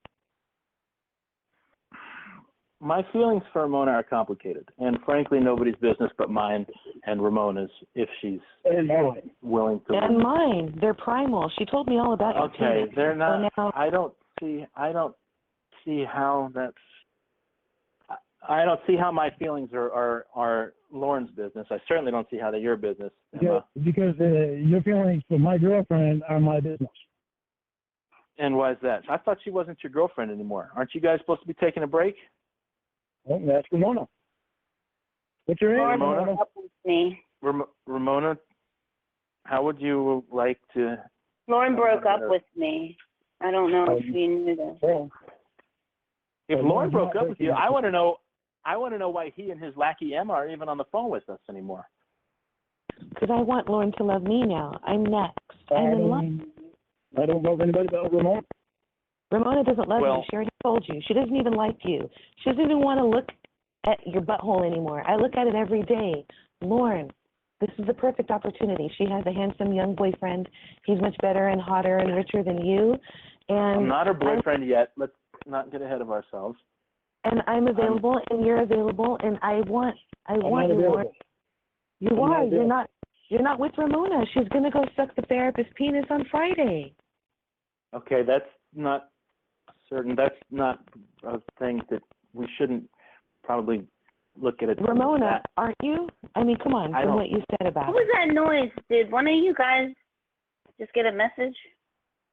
it. Feels like a queen. I heard it. Mm. Did you get a message?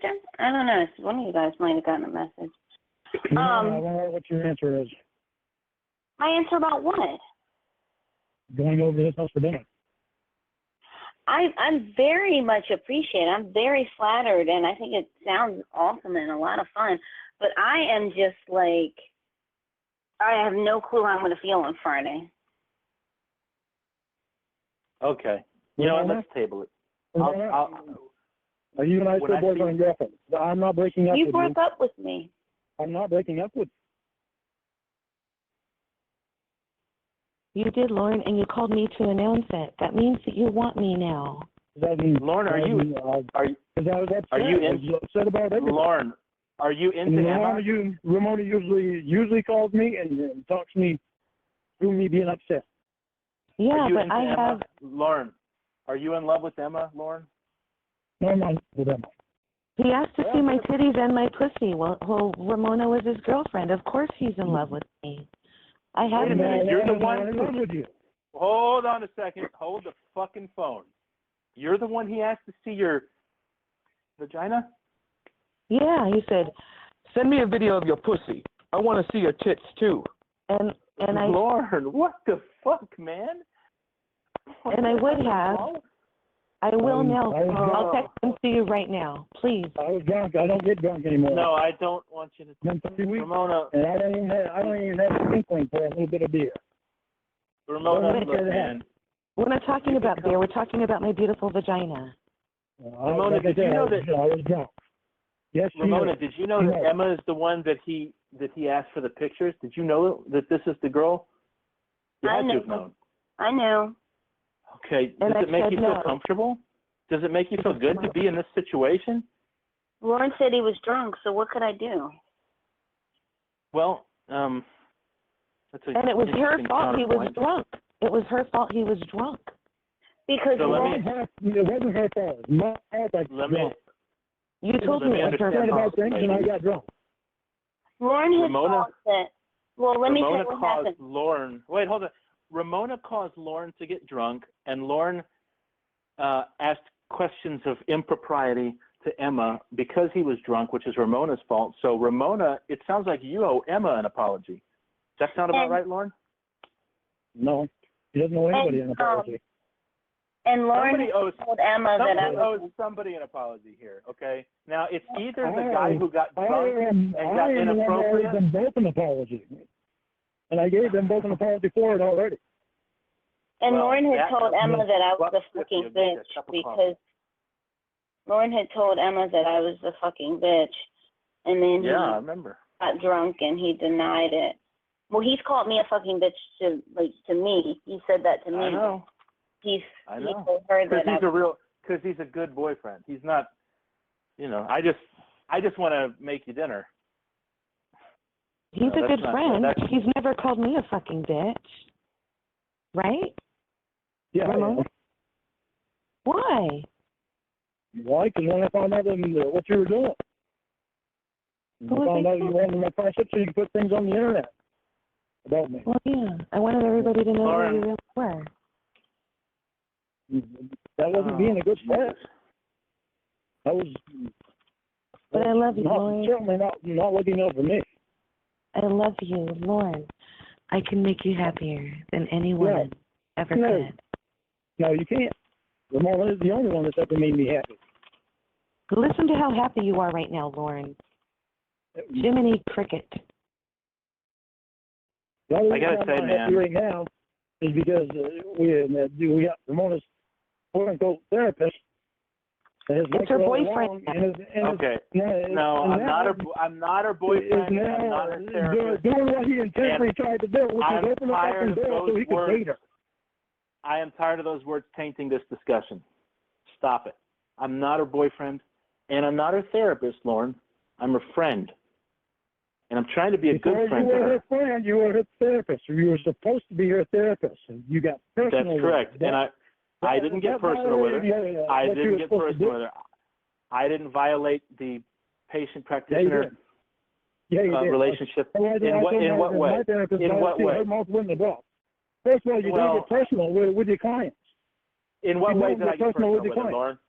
In what way did I get personal with her? All about you. I never. You even said over the phone I told her about my that divorce you in weren't confidence supposed to be because fine. I You was weren't trying supposed to be to getting make her feel personal. You comfortable with me, apologized to like her. she could trust me. Because one of the vital roles of a therapist is to establish a bridge of trust between himself and his patient, and that's what that was about. And I'll thank you not to question my methods.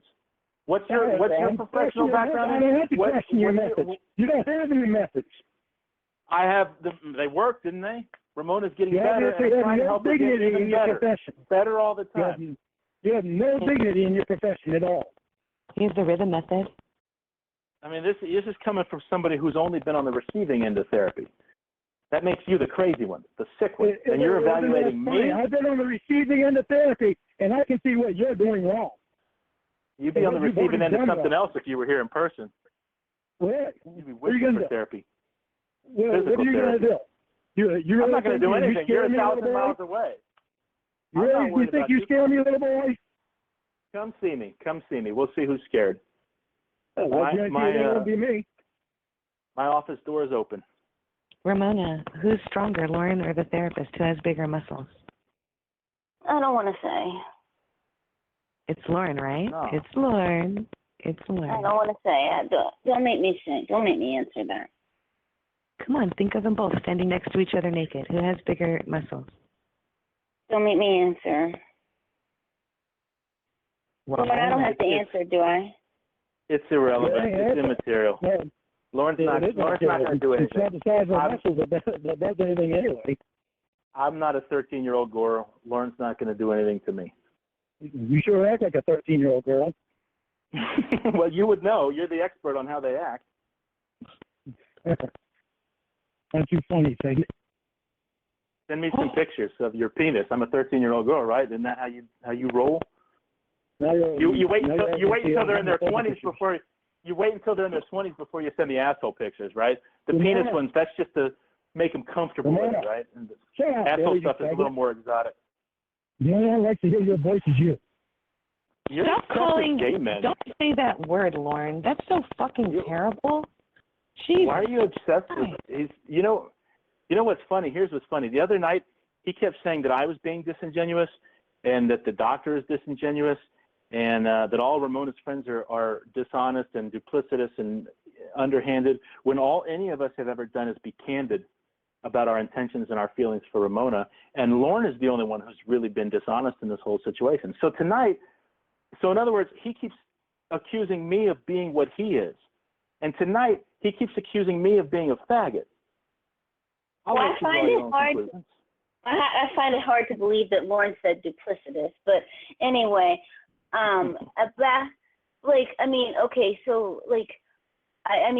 he said that his therapist said that he has made changes. Hasn't she, Lauren? She says that. Yes.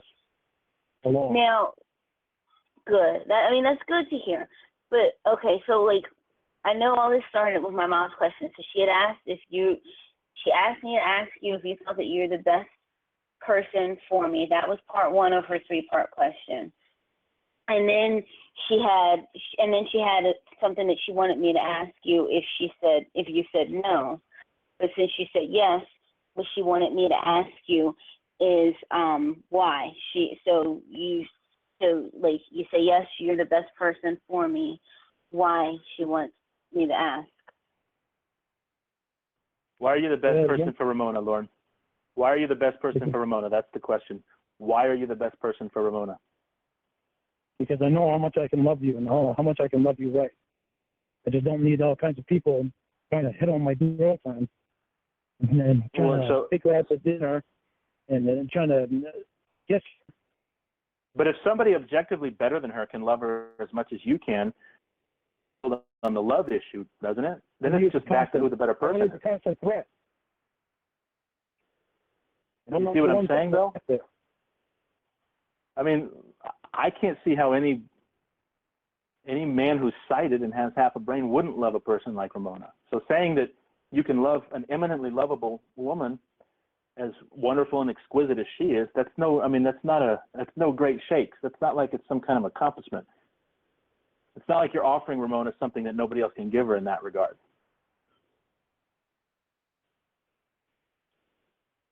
And love doesn't pay the bills. Well, a lot of other people can give her love, yeah. I'm sorry, what? At least in English? Oh, yeah, I'm sorry. You want me to speak Chinese? No, I'd like you to speak English. Can we hear something? How can anybody speak when you talk all the time, Derek? You don't understand that?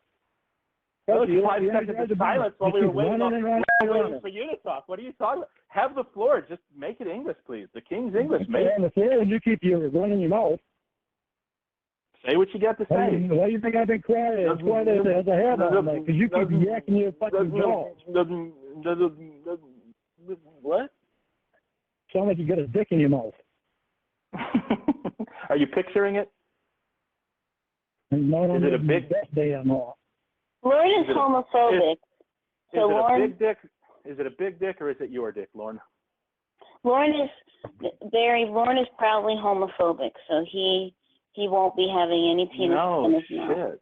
This guy's obsessed with gay men and the things they be doing. He's very homophobic. That might be something else you have to worry about, Ramona. Wait, what? You had sex with me and I'm gay? Is that what you said? You can't be gay. You got a hard on for Ramona. Yeah, let me try this again, Barry. If you stop talking, try it again. There's something. I am not obsessed with you, and you are gay. You're not obsessed with me, and I'm gay. Holy shit! You heard somebody else talking. I can't believe that. See. The gay man had dinner with a beautiful woman tonight. Fucking book. So what does that say about the gay man's game? I had dinner with a beautiful woman tonight. Yeah. So apparently sounds like the gay guys win today. Who'd you have dinner with? Oh, you had Mom. That's right. You got something bad to say about my mother? No, you had dinner with her. You ever said something bad about somebody's mother? He was raised by his mom. You're a fucking loser, Barry.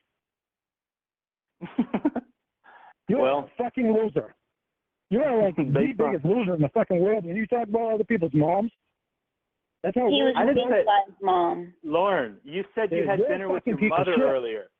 You said you had dinner with your mother earlier. I was repeating, did you not have dinner with your mother? You have a problem with that. You seem to have a problem with that. I was pointing out that one of us somebody else's 77-year-old mother. One of us had dinner with his mother, and one of us had dinner with a beautiful young lady. That's all I said. Yeah, with my girlfriend. And you want to make fun of me having dinner with my mother. I'm not making fun of it. I think it's great. I hope you guys had a nice time. Shit. You're a piece of shit. You gotta do better than that, man. He was raised by his mom, and I mean, I talked to his mom the other day, and I feel very bad for her because I had to tell her the kinds of things that Lorne has said to me, and the things Yeah. that he's called me, and she Yeah. didn't know any of this. And so I feel... Well, of course. Why would he tell her any of that? Lorne doesn't like anything that casts a negative light on him. But here's the thing, Barry. He said after I talked to his mom, and I told her rather, everything that Lorne has, well, some of the things rather that Lorne has said to me, and that Lorne has called me. She was really shocked and she was upset. But she then said, and she hung up the phone. But then when Lorne called her back, because Lorne wanted me to talk to her so that she could kind of give her, Lorne wanted to call his mom and have me talk to her so that she could kind of give him a, what do they call it in court, like a character witness kind of thing. And so that she could tell me that he's a good guy and that he's not going to harm me. And so when he called her, I told her those things, and she hung up. And then he called her back, and she said that, you know, he needs to get his life focused. He needs to get himself together, and he doesn't need to worry about having me come up there. He needs to focus on getting his life back together. And absolutely, those are wise words. And so he said that he's changed. And so when his mom got on the phone, he said that was what he needed, and he thanked me. He said that now he can make the changes he needs. Okay, so that sounds slightly enlightened. It sounds a bit insightful, and it sounds like in that moment he was receptive to good guidance that will benefit him and something that he needs to hear. So, but Lorne, I don't hear any of that tonight. All I hear is anger. Anger because you keep trying to come after my girlfriend. Lorne, I'm not trying to come after your girlfriend. I'm mad about you doing that. I'm mad about the people constantly wanting to come after my girlfriend, and she doesn't see it. And I see it, and I point it out to her, and then I turn out that I'm right a second time over. I'm a man of explicit honesty, candor, if you will. The other question that my mom wanted to know from Lorne is she had asked, does he think he's the best person for me? And then she had asked why. And then she also wanted to know from Lorne, why should my family think that you're the best person for me? What do you think of that, Lorne? What do you say to that? I think they can think what they want. All I'm asking for is a chance. But that doesn't answer the question. That doesn't answer the question. That's Canterbury. Lorne, I'm trying to help you. That doesn't answer the question. So Exactly why your methods are so ineffective, because that's not an answer. Let's say that somebody showed up. But you keep talking. I asked you a question and you answered it, and then I started talking about your answer, and now you say I didn't let you answer the question. You answered the question, and I'm telling you what is wrong with your answer. What, are you kidding me? You don't need to tell me what's wrong with my question. You don't need to tell me what's wrong with my answer. There you go. You don't need to tell me what's wrong with my answer. Nobody tell Lorne what's wrong with anything he does, anybody. Don't tell Lorne what's wrong with his answer or his actions or his life. Whatever you do, don't criticize Lorne. If you're going to talk to Lorne, make it positive thoughts. Build him up. Tell him how great he is. Tell him how wonderful he is. Don't tell him what's wrong with him. Don't tell him what he needs to work on and the things he actually needs to acknowledge about himself and his life and change. Just tell him good things, right? Don't make him feel bad about himself, because it's all about Lorne's good feelings. And that's not how I operate as a therapist, and more importantly, as a person. Now I see why your wife left you. My wife left me because she didn't know how good she had it. And that's her loss. I can live with that. Of course. Ain't nothing wrong with you, is there, Barry? Why did your wife leave you? Oh, you don't have one. I'm sorry. You never did. You never had one. I don't think that's any of your business, you, though. So you don't have a wife? What did you call your cellmate? How did you go from the question that Ramona asked me to trying to find some other way to put me down? Because I'm trying to get your attention. It's the only way to do it. Do you see a pattern of your actions? Your my big actions, point is trying to put me my down to actions Ramona. are to respond That's in what your kind actions are. to the, You know to the why? aggression and the Because vitriol you're that I'm getting interested from in my you. girlfriend. I am Because not you want to take my obligated girlfriend to on a act date. like your Because therapist. you don't want to be with my So if girlfriend. you call me So the an more you try to asshole put me and a down, faggot the more you try and all the other silly, childish names to her. This is the problem right you here. get mad You because talk that's too all much. you can do is say you're a piece of shit and you're a faggot and all this other bullshit. I'm going to respond in kind. What am I supposed to do? Sit here and say, yeah, Lauren, I'm a loser and I'm a piece of shit. When the nexus of this entire controversy is the way that you treat Ramona and your fitness to be her boyfriend, which is the only thing I'm concerned about regarding you, and trying to get her out of what is obviously an unhealthy and toxic relationship because it's what's best for her. I could give a fuck can't even what's best answer for that you. question before you start yakking at the fucking jaws. You answered the question. You answered the question, and I That started was not for you to butt in to say anything. That was not for you to butt in to say anything. Finish answering the question, Professor. I'll ask you the question again, Ramona, because shit there made me forget what the question was. She wanted to know how and why they should, I forgot how she had worded it, but basically how and why they should believe that you're the best for me.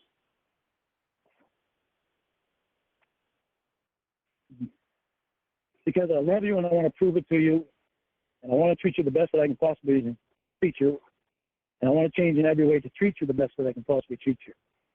That includes listening to stuff that Barry says, and you know he says too much sometimes, but it's still, all I want is them to give me a chance to show it to you. But I want them to give me a chance to accept me. Oh, I said that, like, you know, I said when she asked me that, I said, well, he's going to say, you know, about giving you a chance. I said that you were going to say that, and she said that, quote, however long you've been with him has been his chance, and look at what we found out about what you're going through. Correct. Correct. Because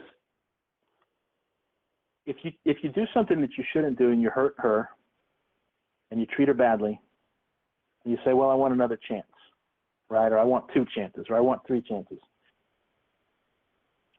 But surely you can see all the problems with that pattern of behavior. In the first place, a guy that needs only 1 chance to prove that he can treat her right is better than a guy that needs 3 or 4 or 5 or however many you are going to end up needing.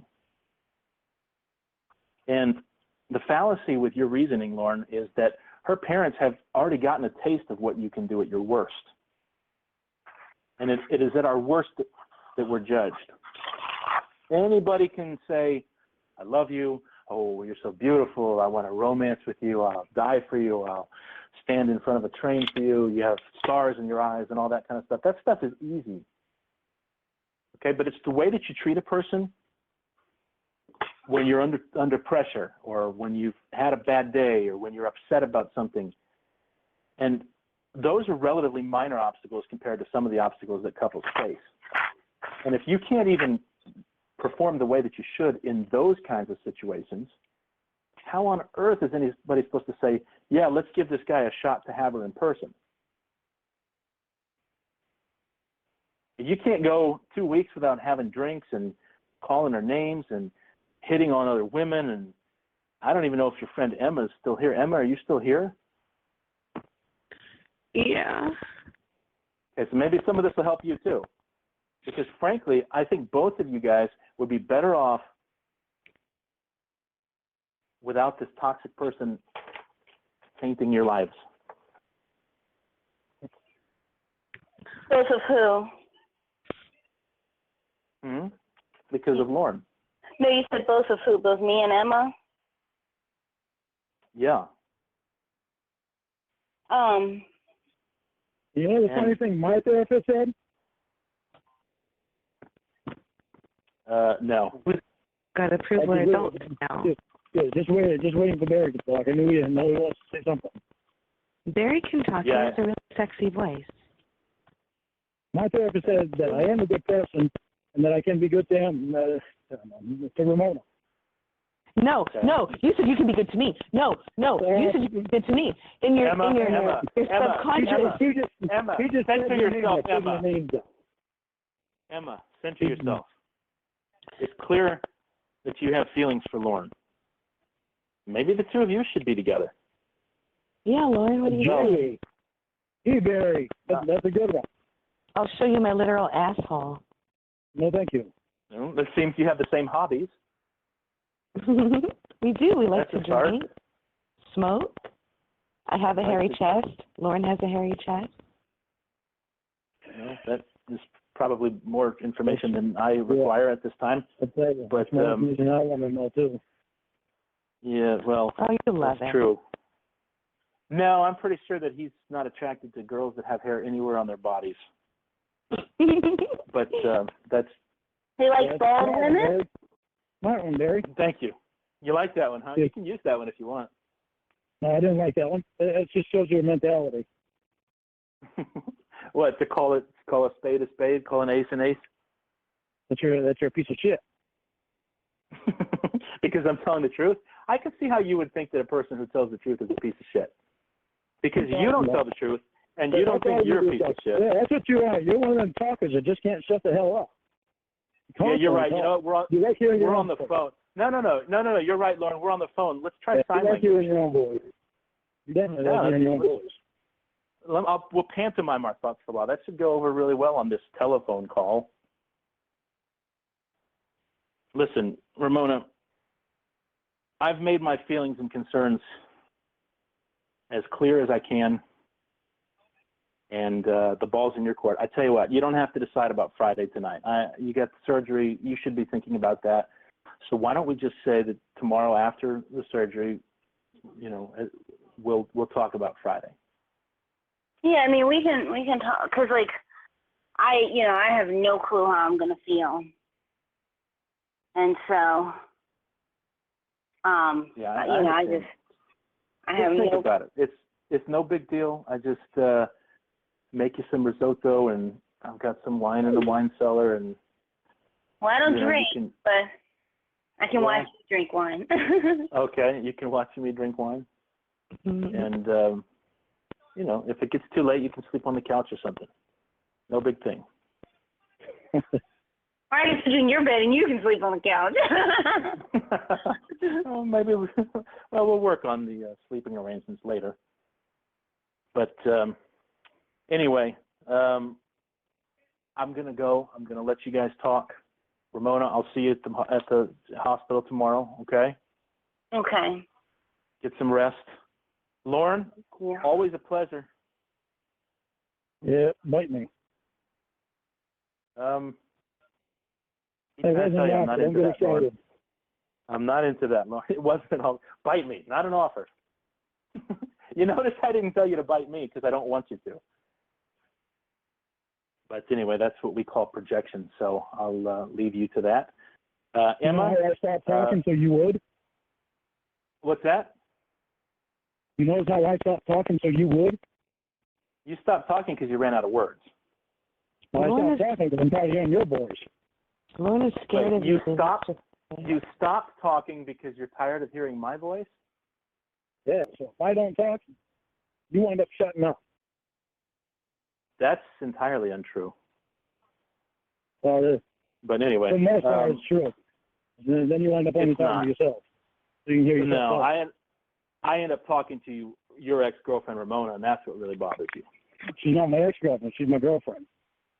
Well, we'll see. You broke up with her, Lauren.